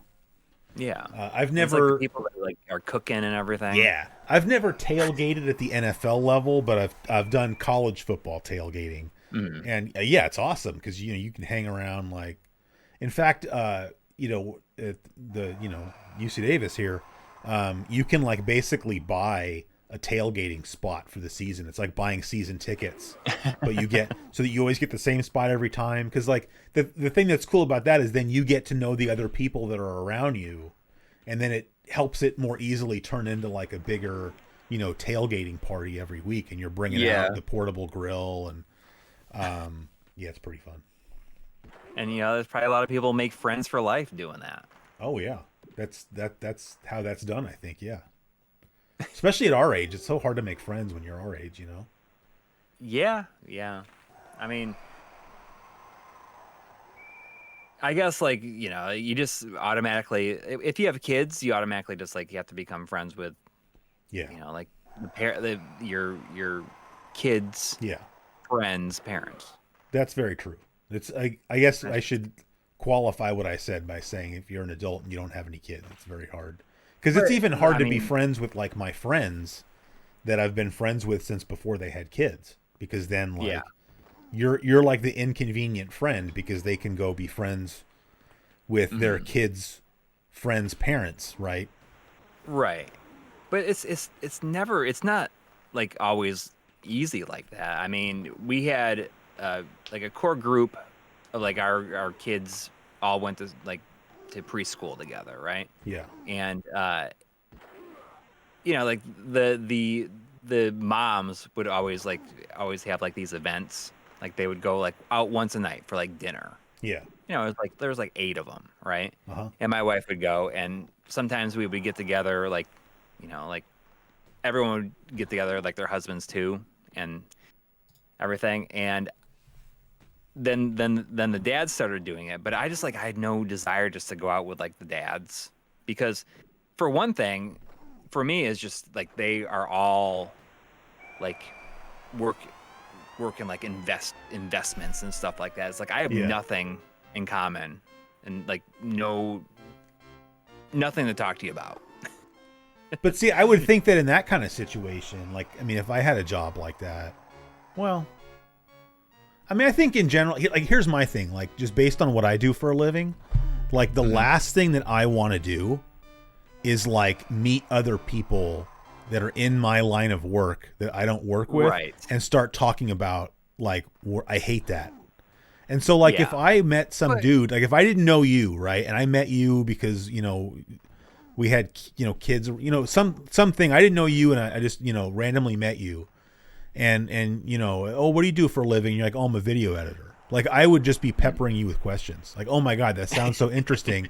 And I would be trying to learn as much as I could, like, because I would much rather hear about that. Yeah. Well, it changes from person to person. Like there is, one person that is like a teacher. Like I can talk to him. There's another guy who's like in construction. It's just like the people that just like handle like large amounts of money all day long. Yeah. That it's just, maybe it's intimidating. I don't know. Yeah. Like, or like, I don't know. like real estate agents and stuff Hey, like man, that. Like I just can't do it as much. Everybody has to pull their pants down before they take a dump, dude. Like, like, I don't care if somebody handles somebody else's $1 million accounts. He's still just some dude. Yes. Yeah. So Zane's dad asked. Everybody would feel like I felt this afternoon after having that chip, that tortilla chip. Oh, that was just today. That's right. I forgot today's Monday. Oh yeah, it was like this afternoon. Wow. So Zane's dad asked in the well, that's kind of funny that you say that. But so he asked, like, I don't know if he's asking us or the chat or does everybody, are you guys introverts or extroverts? So Coury, are you an introvert or an extrovert? It depends. It depends on the day. When I was probably an introvert growing up. Yeah. But when I had to move to New York and I didn't know anybody, like that was forcing myself to be an extrovert. Yeah. And it worked. But I think as I'm getting older, like I'm kind of just reverting back into being more introvert. But it just depends. Like in social situations. Yeah. Like if we're in certain situations, like I can just talk about stuff, and it just depends on, I guess, on my mood that day. Yeah. So I don't know. But anyway, I just say wow just because he says, I'm guessing Chris is an extrovert, but Coury's an introvert. I totally get why somebody that watches my show would think that I'm an extrovert based on, but I'm actually extremely introverted. Like, I think that some people though they sort of confuse like being introverted with being antisocial, which I'm obviously not. But Right. I'm definitely somebody that like after I go through an extended period of time of interacting with people, I got to go be by myself for a while. And like Okay. normally when I'm at home, like I can be by myself for as much time as Yes. possible, and I don't really ever crave interaction with other people.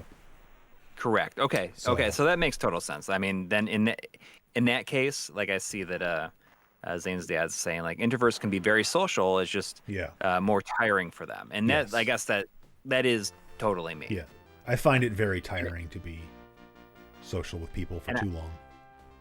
Yeah, and it's like when my wife and kids like go up to her parents for like a weekend, like I literally won't leave the house. Yeah. It's just nice to just like not do anything. That's what I say. Yeah. I like not like I think yesterday I never even went outside like for any like I never stepped outside my house like even to go in the backyard for anything. So he says people always tell introverts to be more talkative and leave their comfort zones, yet no one tells extroverts to shut up. That's very true. Yeah, but I mean, I think in some ways though, I think that like having my show has kind of actually helped my like sociability is probably not a word. I don't know how to like, I feel like I'm more social with people. Yeah. Like I think I used to be like, I'd go to work and maybe there's a couple people that I would talk to, and other than that, I would just kind of keep to myself, Yeah. But I feel like from having my show, like, I feel like now I can be more like social with people at work, I guess. Like I'm more comfortable talking to people and like, I don't know. I don't know what that means, but like, it makes sense because, like you are like, you're by doing stuff like creating content and stuff like that, you're putting yourself out there. Yeah. And, it's getting your mind working on like different things to like, that you talk about with people. Yeah. But like I think you can if you watch like really early episodes of my show and like the way I was acting on camera, like that was also the way I acted off camera. And I think that if you watch my show now and you see the way I act on camera, that's still the way I act off camera. I just think that like having my show has like sort of had that effect on me of like maybe just sort of giving me more like social confidence, if that makes sense. Yeah. Like now I just feel like, I'm going to talk to you, and if you're not interested in what I have to say, like that's your problem, and I'll just walk away or whatever. Whereas before I was always just so worried about like, oh, nobody wants to hear about whatever I'm saying and blah, but it's blah, also blah, part of like, like knowing who you are and like what you like and what you don't like, and just like being 40 in your 40s. Yeah, I'm 44, buddy. Probably. I'm going to be 45 this year, Oh, yeah? Yeah. Well, I mean, that's 60% of the way to 75. Yeah. Yeah. Which I may or may not make it to. We'll see. Who knows if any of us will. Yeah. Pedro Cortez says New Year's Eve is the worst for introverts. I went to a party with my girlfriend and didn't know anyone, but still you got to talk with someone and eventually dance. Did you do anything for New Year's Eve? No. I mean, we just stayed home and watched movies and made lots of appetizers. Like what? Appetizers. What kind of appetizers? I love that. Stuff from Trader Joe's. Yeah. These like meatballs that kind of taste like they're like kind of sausage. They taste like sausage and maple syrup. Oh. They're super good. Like pigs in a blanket. Yeah. Like you think you could eat that for breakfast with some eggs? Oh yeah, yeah. I mean, I guess it would seem kind of weird. They had the leftovers for lunch today with eggs. That'd be good. But every year we do. I mean, well, I guess most years we've like always had like a New Year's Day brunch. Uh-huh. So where we have like, friends over. It used to be like when we lived in New York, we did it every year, and it was like always a big deal. Like people loved coming because we would encourage everybody to come in their pajamas. Oh, all right. And then we just like watch like movies and like bad TV like all day long and just like drink Yeah. Bloody Marys. And my wife would make brunch. She makes like really great like sausage gravy and biscuits and stuff. And then there was even some years where she would like transition and like move into dinner. Like people would stay like all day long, and so she would just Wow. like make food all day long for everybody. That's And awesome. yeah, it was really really cool. And it's just like Yeah. such a good way to spend the day, and people loved coming because you know you just drink Bloody Marys all day and Yeah. eat. It's Um, like such a great way to start off the year. did you stay up until midnight on New Year's Eve? Oh yeah, yeah, Yeah. yeah. I mean, I maybe went to bed like just before 1 o'clock. Wow. My wife and I both we went to bed at like 9. Like we were both just tired for some reason.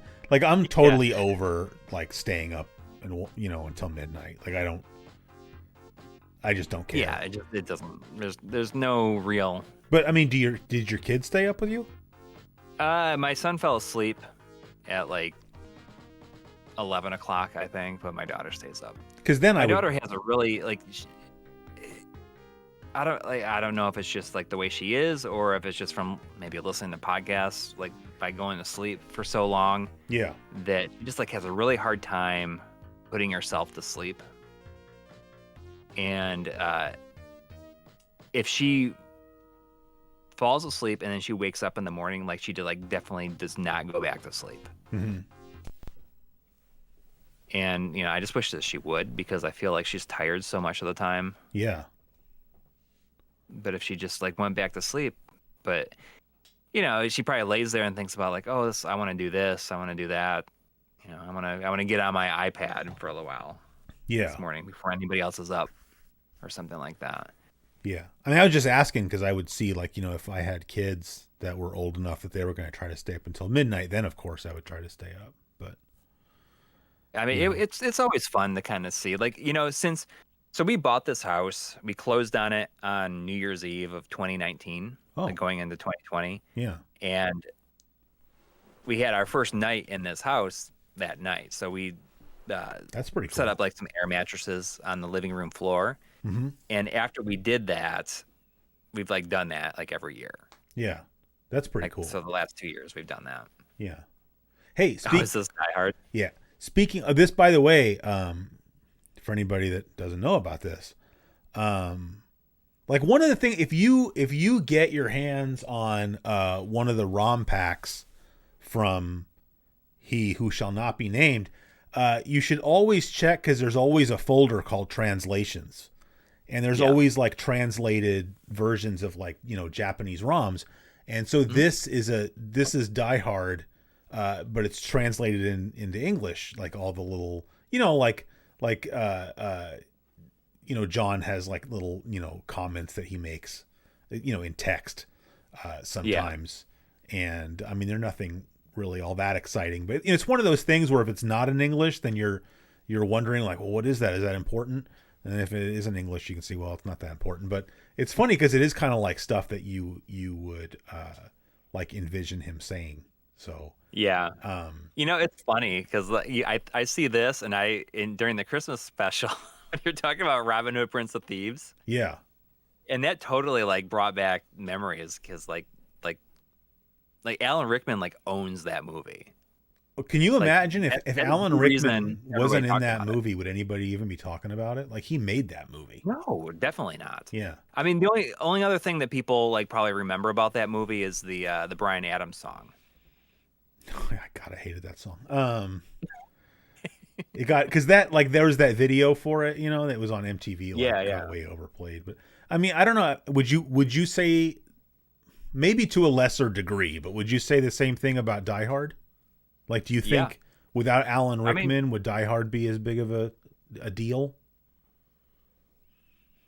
No. I mean, he's like the best part about Die Hard too. Yeah. I mean, he is the thing that, for both of those movies that I remember at the time everybody talking about. Yeah. Yeah. And it's true. Like, even you watch it now. Yeah. And, like, it's just.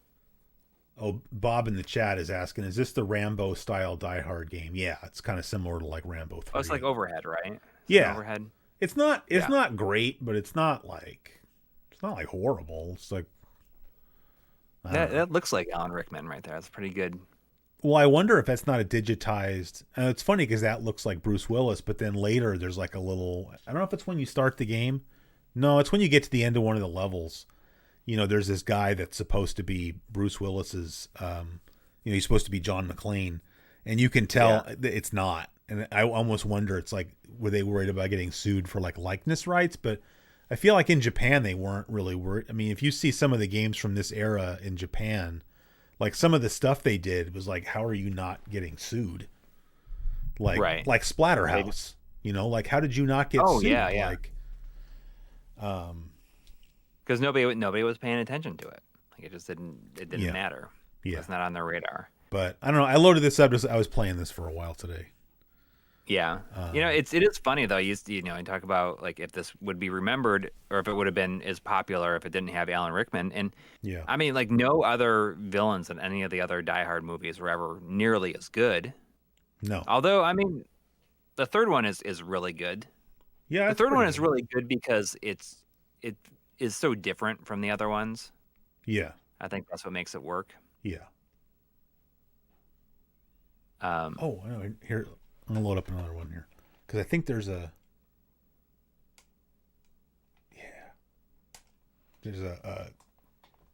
translation for this one, too. Oh, speaking of which, I believe Knight Rider, if I remember correctly, is on Netflix now.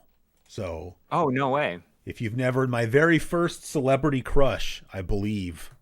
Well, maybe not very first. One of the first was Bonnie in Knight Rider, because I mean she was pretty hot and she knew how to work on cars. I mean, that's pretty awesome. I do not remember what she looks like. I mean, she was an attractive brunette, I guess.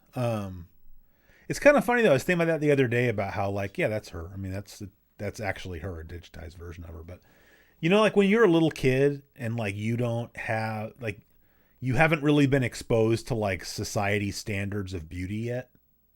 Yeah. And so when you're a kid, you'll have little crushes on girls or women that once you sort of get poisoned by society standards, you wouldn't when I was a little kid, when I was in first or second grade, one of the, celebrities I had a crush on was Cyndi Lauper. Yeah. But I think most people, if you look at her now, it's oh, well, she's she's okay. I mean, Cyndi Lauper's not, she wasn't like a Uggo back then or anything, but she certainly was not well, actress or model. She was just kind of weird. It's just quirky, Yeah. Oh, I'll get in trouble if it's playing the Knight Rider theme. I'll totally get in trouble if that plays. Zane's dad said I had a huge crush on Erin Gray from Buck Rogers. That chick was smoking hot, especially in Buck, because then she had that. Was that Buck Rogers or? Yeah, it was. She had that spacesuit thing that she wore. Yeah, it was. Yeah, she was very hot. No shame. I'd have to what? Think about it. I don't know. Oh, Reluctant Hero said his first was Linda Carter as Wonder Woman. Yeah, that's true. I forgot about that because I used to watch Wonder Woman. I was 5 probably, and yeah, definitely. She was pretty hot too. Yeah. So this is not a good game, I don't think particularly. It's kind of like playing Road Blasters or something. And I think I'm not playing it correctly because I just turbo boosted or whatever. But it's kind of it's interesting that they made a Knight Rider game on the PC Engine. Look how high, how long, how long it was in the air for. Yeah, because you have to push forward for gas, and then the one button is for turbo boost.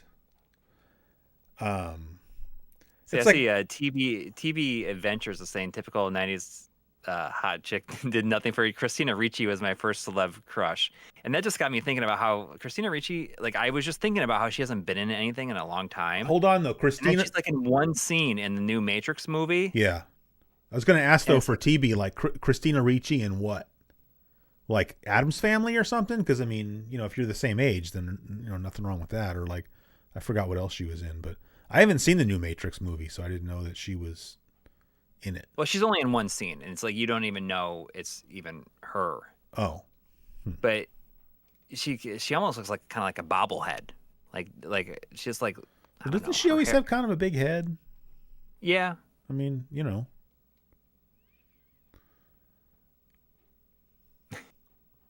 Danica McKellar and a Wonder. Yep, that's another good one. Yeah. I've heard that like the reboot of that is like really good. Yeah, I saw that it was on. I kind of want to watch that. Yeah, it's on like Hulu, I think probably. Yeah, I think I have Hulu. I remember wasn't Wonder Years on the same night? At least it's on Wednesdays. Wow, you remember which day of the week? I remember. Maybe I'm wrong. I remember like when that show first started that it was on the same night as Doogie Howser. Do you think that's true? Or yeah, I feel like Doogie Howser is Thursdays, but I don't know. I used to watch that show too. I mean, I don't know. I can't. I don't think that's right because I remember I used to go over to my grandma's house like every Tuesday. Big head Ricci. Yeah, I used to go to my grandma's house every Tuesday and Wednesday night, and I was over there that I watched Doogie Howser and the Wonder Years. But that doesn't mean they were on. Well, maybe Wonder Years was. I feel like when it first started, it was on on Sundays or something. So maybe it was on Sundays. I don't know. All right, that's enough of like after America's Funniest Home Videos. Like, did you know that America's Funniest Home Videos is like still on? No, who hosts it now? Oh gosh. I mean, it is still on. Like you can still like send stuff in the age of YouTube. Yeah. Well, I mean, you have like Tosh.0, right? I mean that. I don't even think that's on anymore. So it was. Yeah. So after Bob Saget was Tom Bergeron, and now it's Alfonso Ribeiro. Really? And Carlton is the host now. I know who Alfonso Ribeiro is. Although I remember him more from Silver Spoons, but okay. Like I remember when Fresh Prince came on, and it was like, oh, Alfonso Ribeiro from Silver Spoons, but I'm old, so. Yeah, somebody else mentioned on Monday night. Somebody else mentioned Topanga. Like I'm a little bit too old. Like I didn't watch. I didn't watch Boy Meets World just because I was already a little too old for that one. Christina Applegate from Married with Children, though, that's a quality pick. Yes. Like Boy Meets World, like that was on Nickelodeon, I think, right? I believe so, but I wouldn't swear to it. Because for me, it was like I didn't watch that, but I watched this documentary about you can't do that on television. Yeah, I used to be addicted to that show. Yeah, you should watch the documentary about it. It's called it's like the Green Years or something like that, or the Orange Years, I think. All right. I think it's on like Hulu or something like that, or maybe it might be on. Maybe I watched it on Amazon Prime or something like that. But it's if you hadn't seen that in a long time, yeah, like haven't seen any part of that show, it like will totally bring back lots of memories. Yeah. Yeah. So Vinny M is mentioning Hey Dude, and that's what I was gonna mention. Yeah, but Vinny also mentioned that Boy Meets World was actually on ABC on Friday nights. Oh, okay. So well, then for some reason in my mind, I always imagined it as TGIF show, I guess. Yeah. Kelly Kapowski from Saved by the Bell. Yeah. That's a good one. Although, oh gosh, I forgot her name. I always had a thing more for one of the other girls. The one that was in The Girls and Showgirls? No, not her either. That was Kelly. What was her name? No, the other one. That was Elizabeth Berkley, I think. Yeah, not her either. In real life. I can't remember her name. But no, the other. Well, I can look it up. But the other. Well, now I'm just curious now.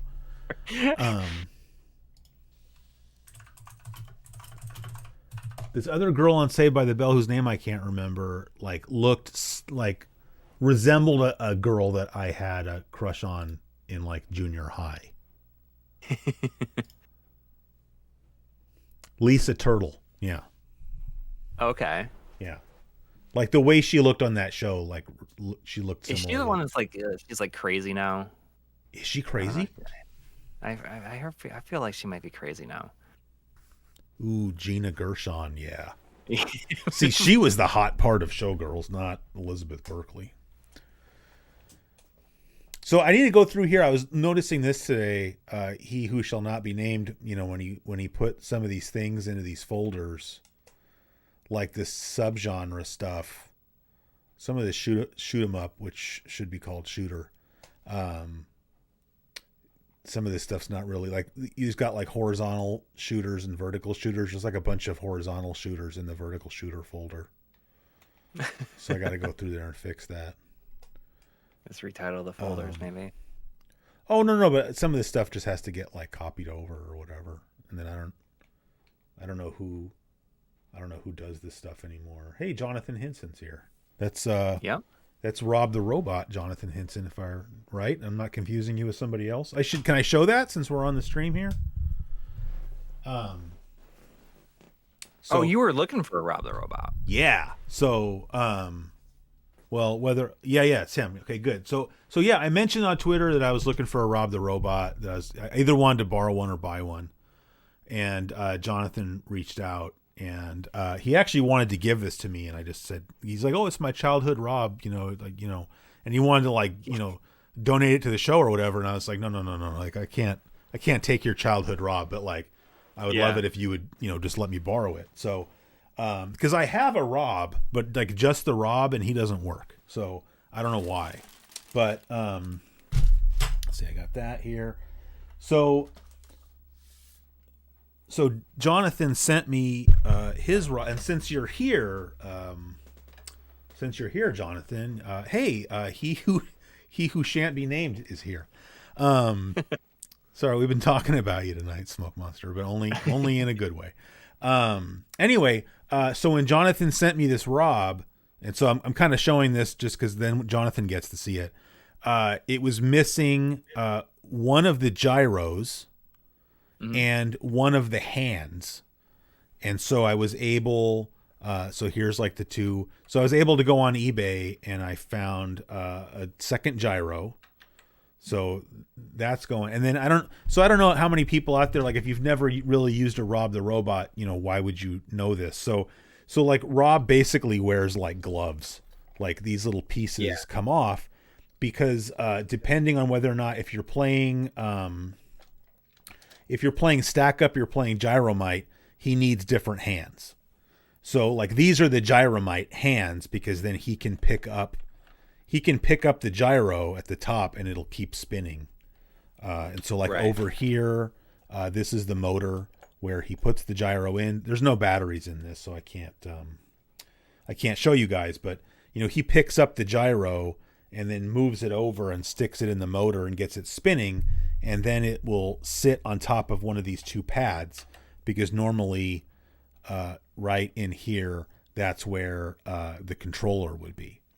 So anyway, so that Jonathan sees that, first of all, we got R.O.B his second gyro and we got him a hand. And of course, when I send this back to you, it will come with that stuff because like, what am I going to do with it? So he offered to give it to you and you said, I'm not going to take it. I would like to borrow it from you, and also I'm going to complete it for you. And because I need it completed, and like, what am I going to do? I'm going to keep the gyro and give him back his R.O.B. That's like scummy. Like that's really exciting for him, Yeah, but the other thing, so that's the other thing. So that is the stuff to run Gyromite, because if you bought, or your parents bought you, the Nintendo set when it came out, that's what you got because it came with Gyromite in the box. But there was, of course, one other game that worked with R.O.B, only one other game that worked with R.O.B that was also a launch title, and that was a game called Stack Up.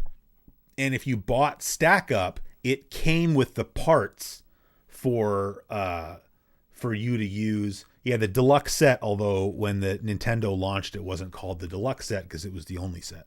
So if you ever see an actual launch model Nintendo, it doesn't say deluxe set on it. They once the control deck came out, they had deluxe set control deck. Anyway, but yes, effectively it is the deluxe set. You're correct. But so if you bought Stack Up anyway, Stack Up you'd buy as a separate game, and Stack Up came with its own pieces. And for as long as I've been collecting video games, an actual complete in the box copy of Stack Up has always been very expensive.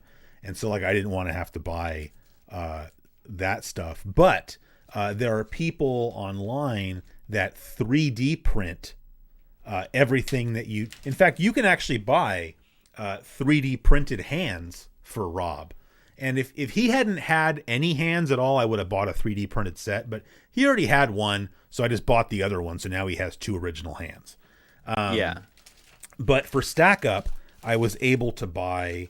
and I'm not going to put all this stuff in there because that would be a pain.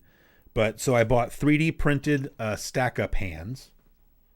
So these go on there, and you can't see on camera, but these are like foam pads, right? And he uses these to grab these pieces, these Stack Up pieces, and these are 3D printed. And if you look at them closely or feel them, you can tell that they're 3D printed. But honestly, from any reasonable distance, like this was made on a pretty nice 3D printer. You know, I think on camera you hopefully won't be able to tell. Yeah, it looks good on camera. But so I got, you know, this was all one set, and it was maybe like $20. It was really cheap. So I got the 5 pieces and the set of hands, and you need these 5 things. I'll just take one out, but this thing, one of these goes in each of the notches around Rob, because then he puts the pieces in them like that. So, and this is all 3D printed, and it was all, like I said, these 3D printed parts are pretty cheap. So, you know, if you're out there, if you have a Rob that, you know, works, but maybe is just missing pieces or something, you know, you can just go buy, if you just like, for some reason you want to play Stack Up, which I don't know maybe why you'd want to do that, but if you just wanted to check the game out and you have like an EverDrive or something, you can buy the Stack Up pieces. As long as you're not someone that insists on having the original ones, you can buy the Stack Up pieces pretty cheap. So, that is a great use for 3D printing. Yeah, for sure. So anyway, Jonathan, when you get Rob back, you'll get this stuff too. So maybe you'll get to play some Stack Up if that was something that you were wanting to do. That's cool. I guess it worked out pretty good. Yeah. Sounds like. I don't know if this will have an attract mode or not. I played this one for the first time today too. I don't know if you've ever played Dragon Saber. This is the sequel. It's the sequel to Dragon Spirit. The after story. Yeah, it's a better game than, like, I like Dragon Spirit. It's a pretty good game, but Dragon Saber is a little bit better. So if you're someone that played Dragon Spirit and you liked it and you've never played Dragon Saber, you should check it out. The only thing I don't really care for games where there's stuff that you have to shoot in the air, and there's also stuff you have to shoot on the ground, and you have to use a different weapon for that. Like, there's plenty of games where there's like stuff on the ground and stuff in the air, but like your gun just shoots everything. Like, that's fine. Like, I don't care. Mm-hmm. But you know, with the Dragon Spirit and Dragon Saber, you know, there's a button for shooting, you know, airborne enemies coming at you. And there's like a separate bomb button for bombing stuff on the ground, which I think Xevious probably started that. Yeah. And I don't really... You just want to put them on both on the same button. Yeah. Because all I end up doing is turning on the turbo switches and then holding down both buttons. But then you feel like you're being cheap, you know?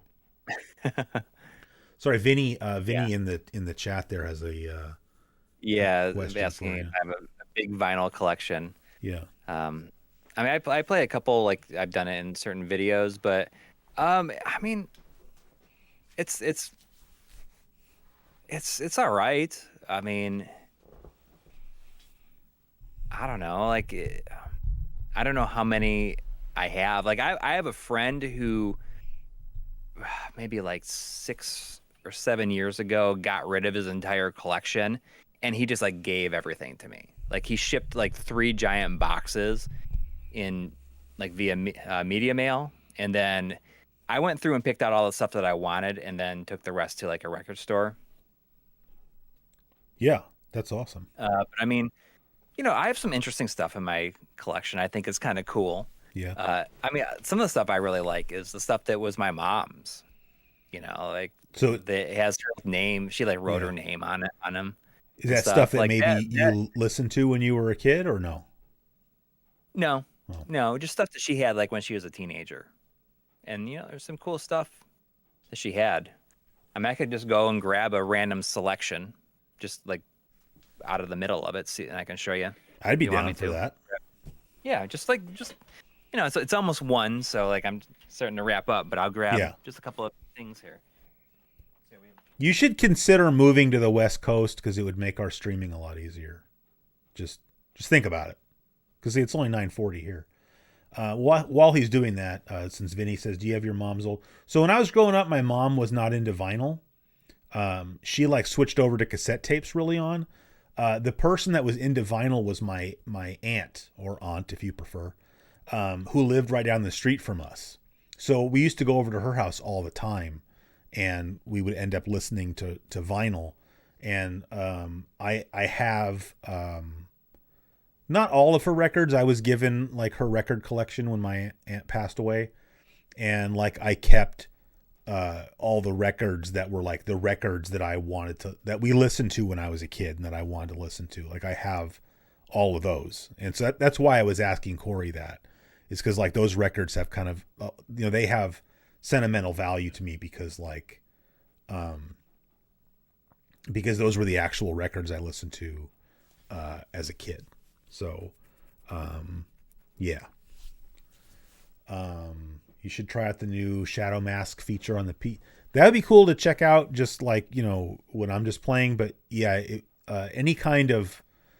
anything like that, like scan lines or LCD effects or anything like that, ends up not looking good. Not just over YouTube, but it's like if you don't watch the video at full resolution, it won't look good. So yeah, but if I had it just plugged into my 1080p monitor and was playing it full resolution, then that's when something like that would look cool.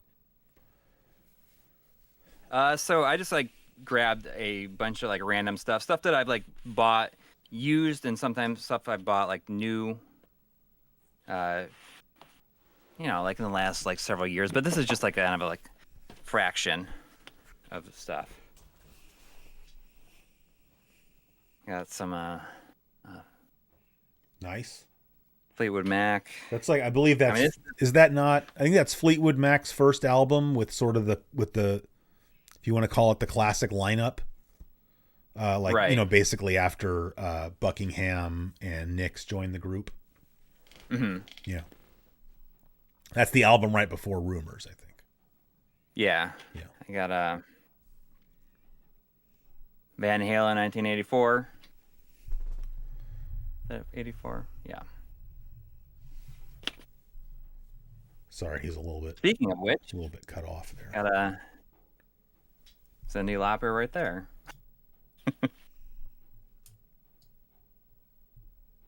And of course, everybody's got to have that. Yeah, I mean that was like given to me, so I'm kind of a I like Bryan Adams. Oh, not Bryan Adams. I like him. What can I say? I got this. This is like the remaster, I think. It's just Purple Rain.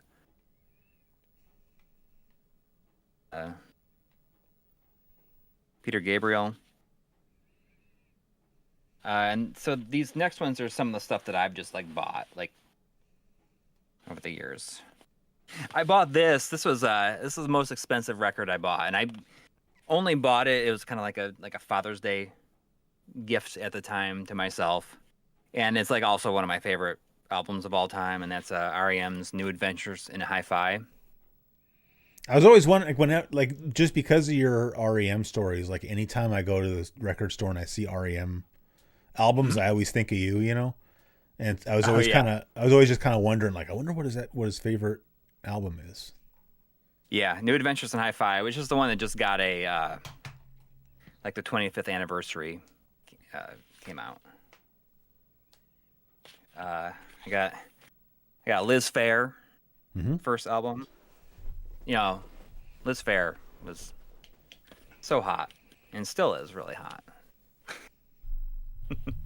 So that was, I guess at a point, you know, like maybe when I was in college, like I probably had a thing for Liz. I got Sigur Ros's second album. I don't know how to pronounce it. Aegis Bayern. I'm not sure if you're like a fan of them or not. I've never heard of them. Oh, really? So it's a great album. I'll link you to some stuff. You should. And I'm not sure if Smoke Monster is still in the chat or not. But when I think he just stops by to get credit for, you know, so he gets checked off on the attendance sheet. For, you know. I don't think Smoke Monster likes me anymore. But anyway. This is the first record that I got, like, when I got my record player. And this is the first one that I bought, you know, new, which is, you know, my favorite album of all time. And that's Smashing Pumpkins' Siamese Dream. Yeah. That was the first record that I got. So this is like the remaster of it. Yep. Oh, that's it? That's just it's just a random selection. I mean, that's not very much of it, you know. Like I have a lot more, I guess, than this. But a lot of that stuff is just stuff that I you know, was given. Yeah. But yeah, Siamese Dream. Great album. Even though R.E.M. is my favorite band of all time, Siamese Dream is my favorite, just like whole album. Yeah. Yeah, I agree with Vinny. I think Cherub Rock's probably my favorite song of theirs, period. Yep. Yeah. It definitely is. It's either that or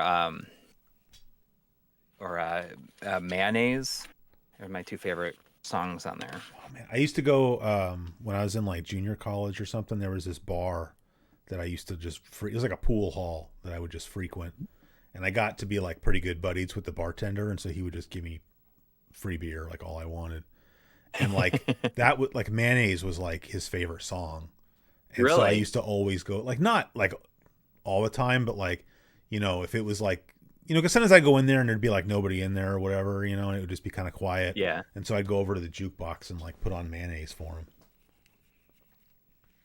him. That's cool. It is a great song. Yeah. I mean, it's, you know what? I quote that song in my senior yearbook photo. Oh yeah. Yeah.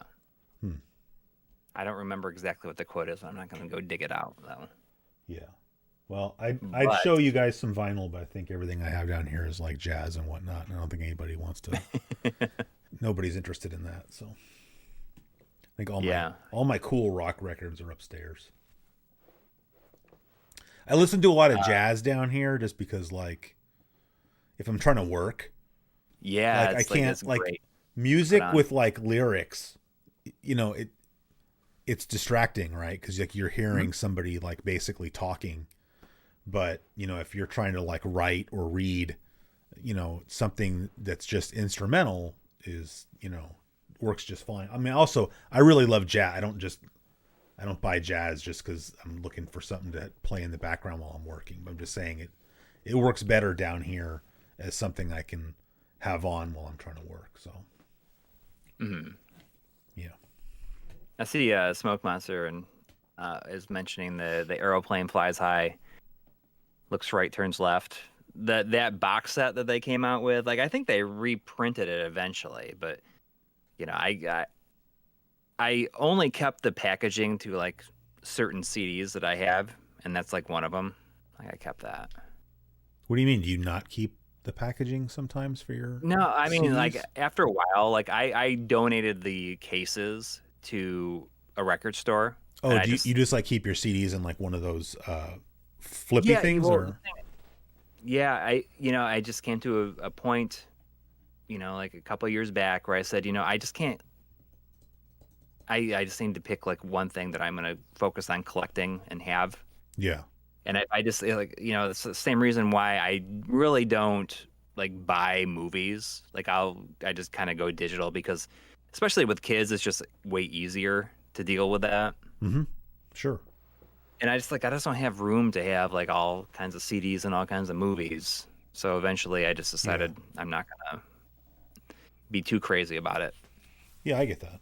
Yeah, but CDs, like I will go to like when I was going to Goodwill pretty regularly, they were always selling CDs for, like 50 cents. So I would just go through and find all the stuff that I wanted, take them home, just like put the CDs in like, one of those big binders and then donate the cases.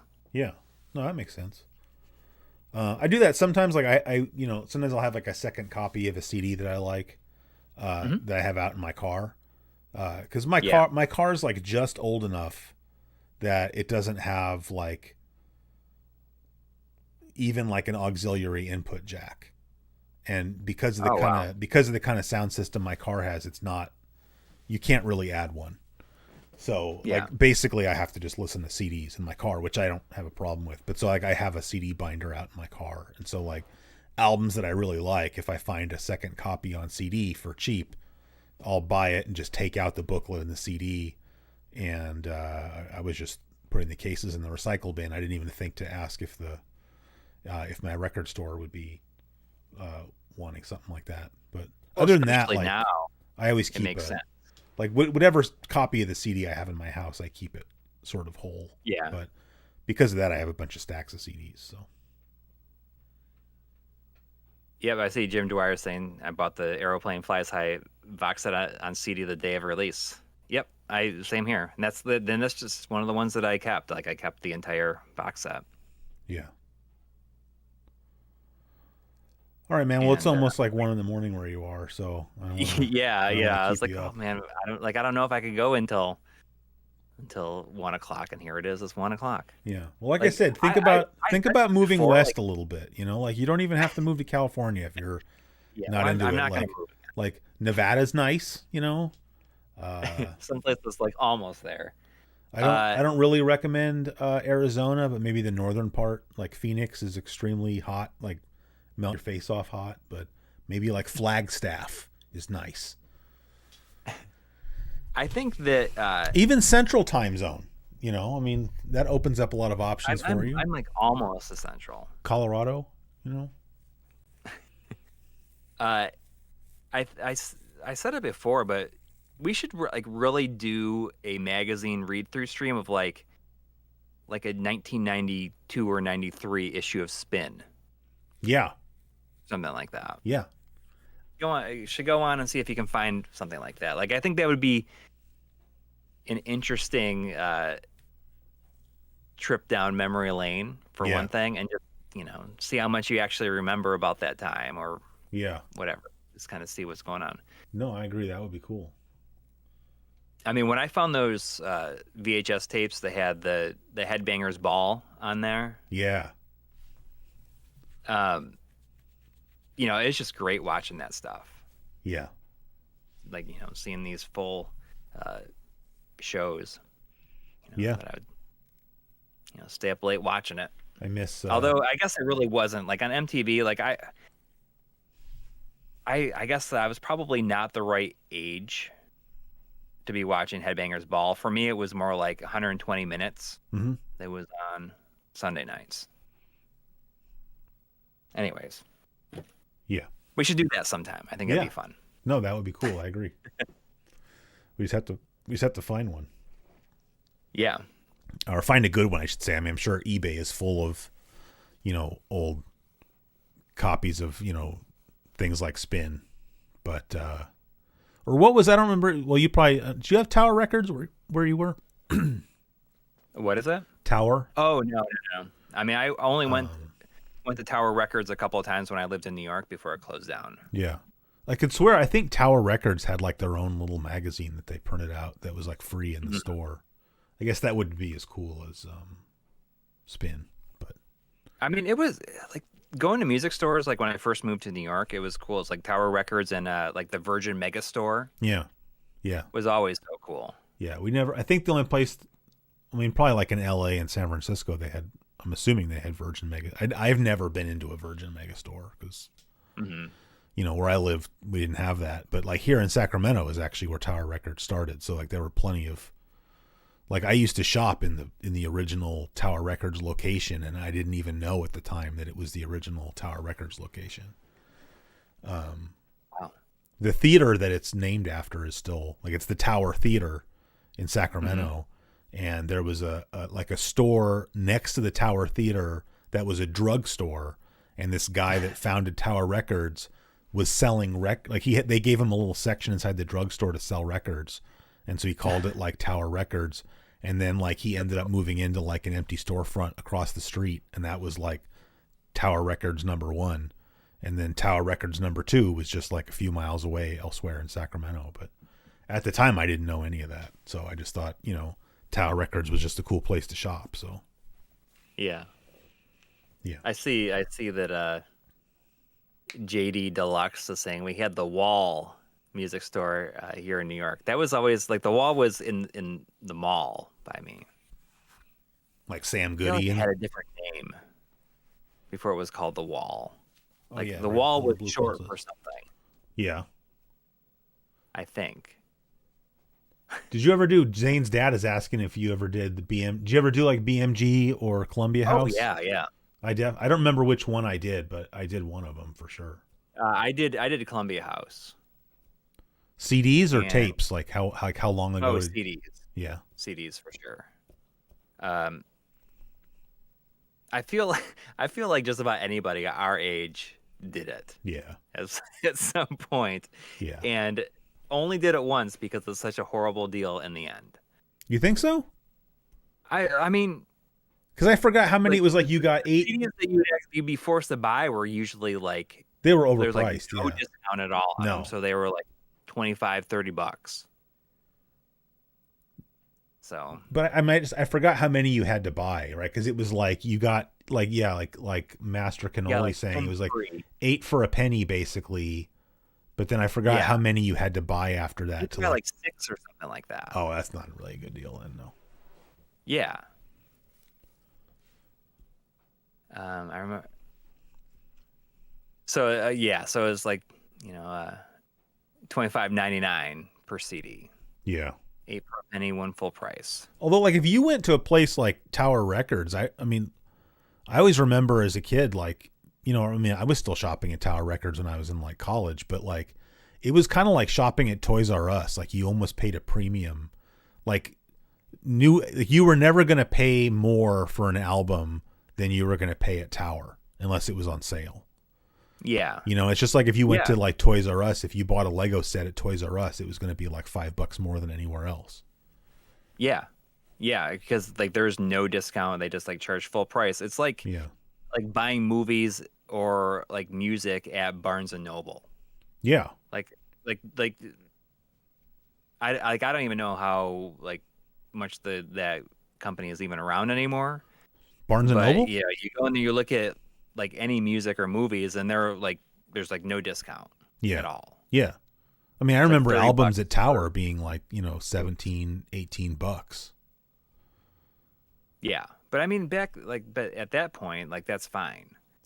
You're buying like a CD and you're gonna listen to it over and over and over again. Yeah. Yeah, no, that's But, true. I mean, Ooh, the Red Pill or Blue Pill mentioned did you guys have the Warehouse? Warehouse. I mean, I don't think so. He's spelling it wrong. It was the Warehouse. The way he's spelling warehouse is how you spell like normally warehouse, but it was WHERE house. Okay. That was like, so where I grew up, those were the two record stores. And it's funny, they were across the street from each other, even though it's kind of a big city. Tower Records on one side of the street, Warehouse on the other side of the street. And so like, that was like a common thing that like my mom and I, like, and I'm talking about when I was in like elementary school, like if it was a Friday night or something, we would go and we would hit up Tower Records and the Warehouse. The difference was like Tower Records back then was literally just music. Like you go in there and they had like records, tapes, and then later CDs, and you could buy like blank tapes. But like they didn't have movies or anything at that time. But if you went to the warehouse, they had a whole section. Like at least at my warehouse, it was in the back, but it was a huge section that sold movies. And then later on, they even sold video games. Interesting. Like I've never been to that place. I've never seen one before. Yeah, I mean, I don't know how, like, because I don't know where he's from or whatever, so I don't know how widespread the warehouse was. But like I said, we would go to both. Like my recollection is, I feel like I ended up getting more stuff from the warehouse, so maybe it was cheaper, or maybe they had, like, you remember, like, they would re-release albums and it would have that sticker on it that said the nice price, and then it would be like, it would be no. like $9.99 instead. Like if you ever find like, sometimes you'll still find like vinyl where it still has the cellophane on, even though it's been opened, it would have that sticker that said the nice price. And it's like, now the album's a little bit older and it's like, it's been, re-released and it's cheaper. Yeah. Oh, Red Pill, Blue Pill, you're from the Central, that's where I grew up, is the Central Valley. So shoot, maybe we were going to the same warehouse. When I was talking about, when I mentioned the wall, and I was thinking it had a longer name, and I think that I was just confusing it because the wall became Camelot music. Okay, that name I recognize. I don't remember the wall, but Camelot I remember. And then Camelot became FYE, which is I think still around. Oh, is it? Like in malls? Is there anything cool in malls anymore? Like, I mean, yeah, did my lights just turn off? I thought usually my lights start to dim and start saying like go to bed once it hits 1 o'clock, so they might like turn off here. Is that like a thing you have automatically set to? Yeah, I just make it so that like, my lights dim at 1 a.m. and then at 3 a.m. they'll just like turn off like fully in case like I. How often are you staying up this late if you're getting up at 5 o'clock in the morning? Never. Okay. I'm only up this late because I slept a little bit later today. Yeah. Like, I don't think I ever stay, like 11:30 is like the latest I've been staying up lately. Yeah. I don't know why. But I guess like when I'm crunching like to finish an episode, I guess when we were working on these, like, I mean, in December we released like 3 real like big videos, so I was constantly staying up way too late. Yeah. I think. But still getting up in the morning too, just to be able to get it done. Yeah, that's rough. But on that note, I should probably wrap it up. This was fun. How long did we like go for? I see some people on our Discord saying like, "Holy crap, they're still going." 3 hours and 45 minutes. Dang. Wow, that's pretty good. That makes up for not streaming for like 6 or 7 months. But start talking. Like we really had nothing. Like, do you see, by the way, in the stream, like I made you big. Yeah. And then I put Bonk's Revenge behind you just to sort of frame you. Yeah. I've been enjoying it. Just like seeing how perfectly I like fit into the image. See, the lights just turned, like some of the lights turned off. Yeah, it's telling every other light turned off. Well, some other ones will turn off in a minute here. Yeah. Well, I don't know. I mean, I always say this. I'd like to get back to regularly streaming, but I say a lot of things and don't do them. So please don't take me saying that as any indication that it's actually going to happen. But stuff like this is just fun because it's so like low stress. It's just hanging out. Yeah, but I mean, even like I think when I was doing my Tuesday night streams, I mean, I don't think there was anything stressful about it. It was just like, okay, we're gonna play tonight. We're playing Genesis, or we're playing whatever. Like, honestly, for me, the most, like, I've had people in my Discord tell me that like the best streams I ever did, they thought was like the Zelda 2, when I beat Zelda 2. Because like for me that was stressful, because it's like, okay, well now you have to be good enough at a game to try to beat it, and that's kind of for me at least, that's a hard game.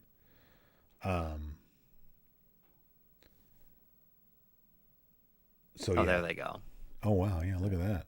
Some of them are turning off, like not all of them though, for some reason. Yeah. But yeah, I mean, like that's something that I've thought about a lot too. I mean, there's certain things that I want to do. We were thinking about just like doing like kind of like random hangouts like on the like in the Discord and stuff like that too.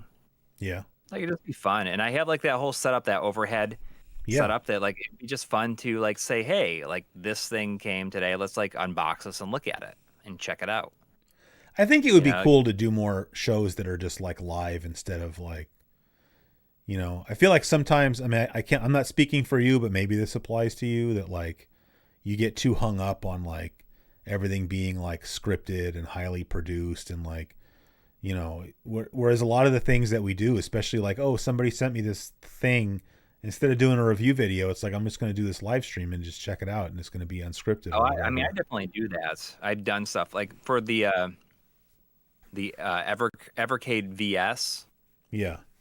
That came out, like they sent one to me, and they asked me if I wanted to do a video, and I said no, but we'll do a live stream. Yeah. And they were totally all about it, and we had an awesome time with that. Like I was not expecting it, so I like unboxed it, kind of like when we did the PC Engine Mini. When I unboxed it and then hooked it up and we played it. Yeah. That's like our most viewed live stream. Yeah, I don't know what my most viewed live stream is. I remember we did that when me and you did that PlayStation, whatever it was called, the PlayStation Classic like live stream. Mm-hmm. That got we had a bunch of people watching that episode. Yeah, exactly, and that's just kind of a fun way to do that stuff. And it doesn't have to be perfect. Like that's what's cool is like, you just kind of it's okay to just like figure it out on the fly. Yeah, it's like if we're looking at this thing, let's like. I think having something like, like I know this is old news now, but like when they released that new firmware or whatever for the GH5 where you could kind of use it as a webcam or whatever, like that really helps with stuff like that. Cause like this webcam that's pointed at my face right now, I hate this camera. Like it looks okay, but like you have no control over anything and you need a decent amount of light. Like you can't do anything like critical with that kind of camera, but like it's fine for my face cause no one wants to see that anyway. But if the fact that now I can stick the GH5, I guess not as a webcam, but I'm saying I can stick the GH5 up there and just run it straight into a capture card and get like that clean signal off of it. Yeah. Like you can do all kind. I mean, look at someone like Lon Seidman, right? He like his videos aren't live streamed, but I mean, he does it all live. Like, he just records it in one take and just has like a, something like a stream deck where he can like change the view or whatever. And like that's why he's able to be a Black Magic Atom. Yeah, it's like a mini switcher. Yeah,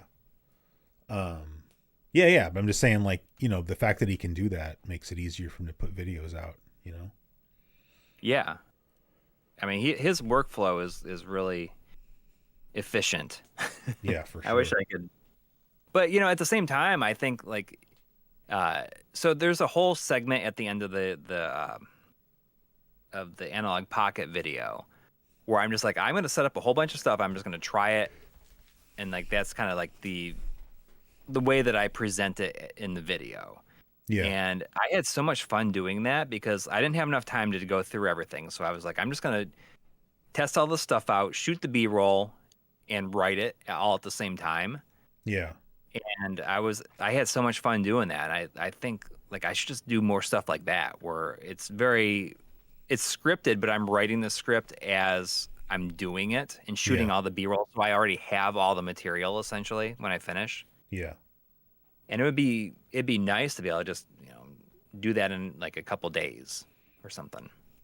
Yeah. So I agree.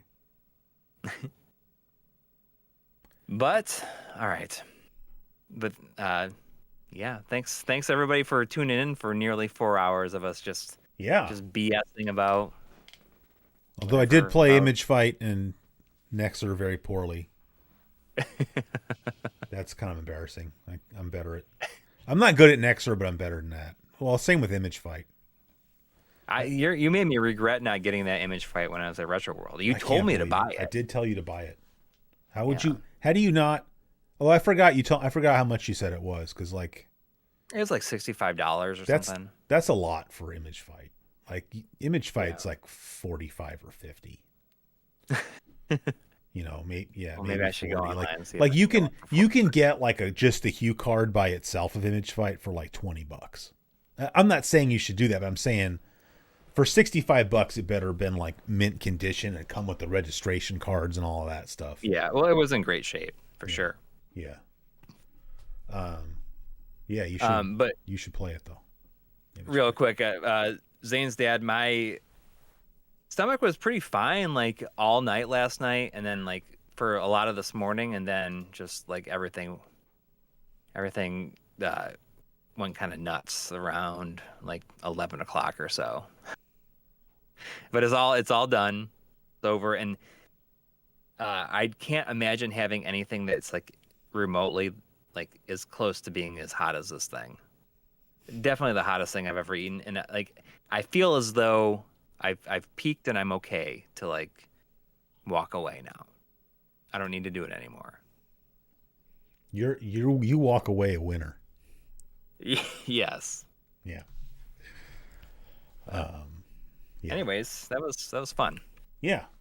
Well, thanks for coming on, and I mean, not just thanks for coming on, but I mean, you're the reason we streamed tonight. So, credit where credit is due. I would not have streamed tonight if it hadn't been for you suggesting it. So, well, I mean, I'm sure 135 people are happy to have you streaming again. Us. Oh, Noptop uses his coaster. Nice. I have your like the magnet that you sent. You have a Noptop magnet, or you're talking to me? Or talking to Noptop? I have a CGQ magnet, and it's on my refrigerator. What about the mouse pad though? I do have the mouse pad. That's an extremely limited edition mouse pad. You understand? There's only 2 in existence, and I have the other one right here. So, well, I do have it, but it's not right here. No, it's fine. I just use a trackball. For anybody in the chat that is wondering, like I tried having mouse pads made with my logo.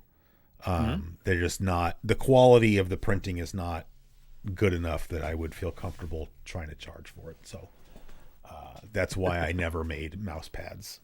It's just kind of fun. It's like, once you have like an account or whatever with like these, like Vistaprint and stuff like that, and you already have the artwork, it's like I was probably buying stickers, and it was like, when you're trying to check out, it's like, hey, you want to add a couple mouse pads? And you're like, hey, why not? Yeah, just exactly. to check them out. At that point, it's like, oh, you can get 3 mouse pads for $2 for a coffee cup or something with my face on it. Yeah. Did you ever have coffee mugs made? No. Oh. No. I'd get one of those. That'd be kind of fun. Yeah, well, because especially if I just stuck my face on it or something. I like. Yeah, but as long as like a big coffee cup. Yeah. Yeah. Sorry, Brian in the chat says get Bithead 1000 on. I've tried. It's not going to happen. I would love to have Bithead 1000 and we just play PC Engine shooters all night. But I can't believe that like he has never done it, because he knows that he'd have too much fun. Maybe. Probably. Have you watched? Are you watching those car videos at all? Yeah, I mean, I think the car videos. I love the fact that he just said, I'm going to do this and I'm going to do it. Yeah. I'm going to put these videos on my channel. I don't care if anybody like wants to see them or not. I mean, the thing is, his core audience watches the show for him, so like it doesn't, Yeah. They're gonna watch the car videos even if they're not into cars. I mean, he makes it entertaining anyway. But I love those. I like videos like that he makes because he's just being himself. Not right. I'm not saying anything disparaging about his other content, but I'm saying like those car videos, or like those jacket painting videos, or like the console, plexiglass console video. Yeah.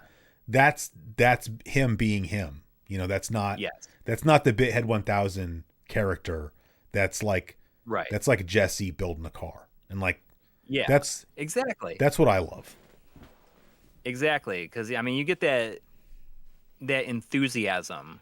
Yeah. That you don't get as much in like the regular videos. That's it. Yeah, that's what I miss about like the PC Engine. Like when he was doing like the PC Engine videos, was the enthusiasm, and I missed that. you know, when he quit making those. And I feel like now with the car videos, it's like there's that level of enthusiasm, you know. It's just because I mean, I like cars, so like I don't know how to work on cars or anything like he does, but it's just like, but I just like cars, and so like, you know, I'll watch him. Yeah. You know, especially I love that, like, oh well, I need a thing to do this. Like, all right, I'm gonna go in the shed and fabricate one real fast. You know, and he's busting out the welder, and it's like, man, that I don't really, and I don't know what he does for a living, but I'm guessing his talents are being wasted. I told him one time, like, he should like move to Los Angeles and go work at like a movie. He'd be like one of those guys at a movie studio. God, like to be like a prop master or something like that. Yeah, like it's like, oh, we need a whatever. Okay, I'm gonna go in the back and fabricate it. I'll be back in 45 minutes. Right. Did you tell him that? Yeah, but he's not moving. Like he lives, he's right. Although I mean, where he could do that kind of stuff where he, I mean, they have movie studios in New York. He could do that. Yeah. It's just somebody with that kind of like talent he's like for just like insanely talented. Yeah. Like artistically talented, and like you wouldn't expect it. Yeah. Until like you just see him like bust, like what he's been like pulling out like random cartridges and like painting the covers. Yeah. Just like sight unseen or like no preparation or anything. And it's amazing. Yeah. I agree. Oh yeah, it's like if he went live, the amount of super chat money that would come in, probably. I mean, if he was doing his shows like live, can you imagine? Like, I think I told him that one time. Like, you should live stream, dude. Like, and he didn't want to do it. Like, he could probably quit his job Maybe. if he started live streaming. Maybe. Yeah. If he started doing his Q&A stuff. Yeah. Like as live stream, but then again, it'd probably eventually get like kicked off. But even just like I like his Let's Plays, like he did like the Let's Play of like Kadash, or like when he did the PC Engine Chronicles, those were, I thought, very entertaining, and like he did like X Mutants one time. So like if he just did that, like, on Twitch or YouTube, like, all right, we're gonna play whatever today, like people would, enjoy hanging out with him. But it's real easy to tell somebody else how they should run their show, right? I have to deal with that all the time. Yeah. So like, whatever he's doing is working. I mean, he's at this point. It's kind of funny because the same thing happened to me, right? Like you start on YouTube and you're like, oh, there's no way I'll ever reach 100,000 subscribers, right? And then at some point you realize that it's just sort of a net, even though it took me forever. Like my channel grew very slowly at the beginning. And but nowhere near as long as it's taken him. Right, like he's been doing YouTube way longer than I have, and he was really just sort of stagnating for a long time. It's like, well, this is just how many subscribers you have, and sometimes you wonder, it's like, well, maybe he's just reached, that's just going to be his audience. But like you watch it growing now, and it's just like, it's absolutely just a matter of time before he gets to 100. Because he's up to like 79 now or something like that. Yeah, and that most of that is from like the last year. So like. So yeah, I mean, that's, good for him, but yeah, I mean, it makes you wonder. It's like, I wonder if he, like, once he gets 100,000, is he like, all right, I'm okay with that? I mean, that's kind of what happened to me. I feel like he said before he's like been close to like retiring or whatever, like quitting it. That's true. I wonder if he'll hit 100,000 and be like, okay, I did what I wanted to do. I don't know. Yeah. I'm more curious, like, if he gets sent, the plaque, or whatever that we all get, like, couldn't you see him, like, doing something, like, very creative to, like, destroy it? Destroy it? Yeah. Or, like, making it, like, a really interesting, like, mount or something for, like, or, like, doing something different with it. Like, making it look nicer. No, that's true. I could see him doing that or making his own, but I feel like he would get that thing and then go buy like a bunch of like model rocket engines or something and like launch it like 5,000 feet into the air, or hit it up with Mr. Smasho or something. Yeah. I mean, I don't know. Like, he hasn't destroyed anything in a long time. No, not since he had, I forgot what that big contraption was that he built that had the 2 bowling balls that came down. Yeah. I mean, I'm surprised that his wife let him keep, like, if I tried to build something huge like that in my backyard just to smash stuff for YouTube, I mean, like, My wife is extremely supportive of my YouTube stuff, but there's a line, you know? Yeah, there's a line for it, but at the same time, you gotta feel like, like you gotta appreciate the fact that like that's what you're doing. What It's was like that you're thing? making this gigantic thing to slam two Yeah. bowling balls together. Now it's going to drive me nuts that I can't remember what that thing's called, you know? Like I remember Game Von Crush, but I forgot. Yeah. I forgot what that thing.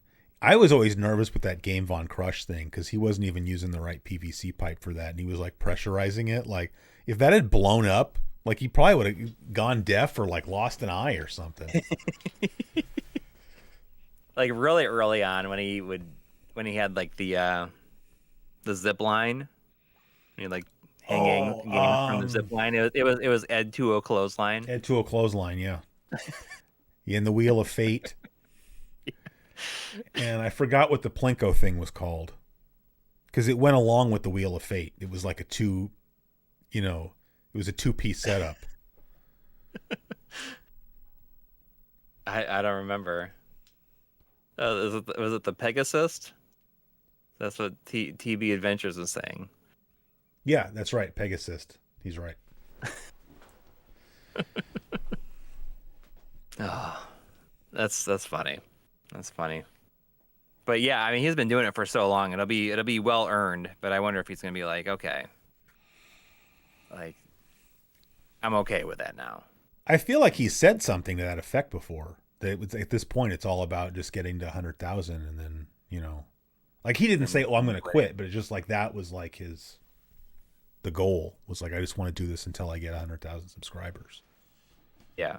Which is kind of funny that we all get that way, because it's like, oh, then YouTube's going to give us validation by sending us a plaque and putting a check next to our channel name, but it's like meaningless, like it's super meaninless. like I don't know how it is on your channel, but like anything I upload on my channel gets either way less views than I have subscribers or way more views than I have subscribers, and there's nothing in the middle. It's like you do a magazine read through and you get 20,000 views, or you do the PlayStation in 1995 and you get 250,000 views, and there's no middle ground. Yeah, well, we're firmly in the middle ground most of the time. Yeah. But I was gonna say something I forgot though. Forgot what it was. I lost it. I feel like it was something good too. Damn it.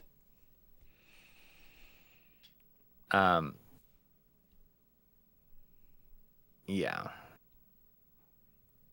I still go through and watch those PC Engine videos. I made like a playlist of all of his PC Engine videos, just so like. Oh yeah, because to me it's like I can always go back and watch, PC Engine Stay or any of that stuff. Yeah. PC Engine Power Load. Biblical PC Engine Avalanche. I mean, he strikes me as the kind of person though that probably, he records his videos, uploads them, and like doesn't pay attention really to, like, he doesn't have any like social media presence or anything like that. Yeah, he just kind of puts them out there and lets it go. It's impressive, I guess. Yeah, I wonder how that car. Like, if you watch those car videos, they're obviously like he made those videos a long time ago. No, yeah. I'm saying like during the summer and is releasing them one a week. So like, I wonder what the status is of that car right now. I know. Maybe he only started releasing them when he knew that he like finished it. That's true. I mean, because if it's not going to work out, then I don't know. Who knows? Yeah. Yeah. I don't know. Oh yeah, he does have a Twitter. That's right. Yeah. I follow him on Twitter there. He doesn't tweet that much, but. Right. All right, I have to go to bed. It's almost 1:30. Sorry. All right, this is a lot of fun. Thanks to everybody who hung out and everybody who donated. Thank you. Yeah, absolutely. Thank you very much, and thank you to you for being here, and thank you to everybody else for watching. And hopefully, I stream again sooner than 7 months from now. So yeah, I'm gonna make sure you do. You should. Yeah, you can get Joe on here. I've never even met Joe or talked to him. You know, like. Okay, well, then it can be like the three of us. I can. I'm not like scared of him. I'm just saying, like, what if we don't have any, Right. like, you know, could just end up being awkward. Although I've never had that problem. I've never had anybody, I think, on a live stream where it ended up being weird, in my opinion. Even people like Friday Night Arcade, I'd never talked to him before I had him on a stream, and it was totally, really? And then it was totally you know, fine. just hanging out. He's very folksy, you know. Yeah. All right. Anyway, sorry. All right. We'll let you go, and thank you to everybody else. And I'm going to click end stream here in just a second. So Take care, everybody. wave goodbye to the people. All right. We should be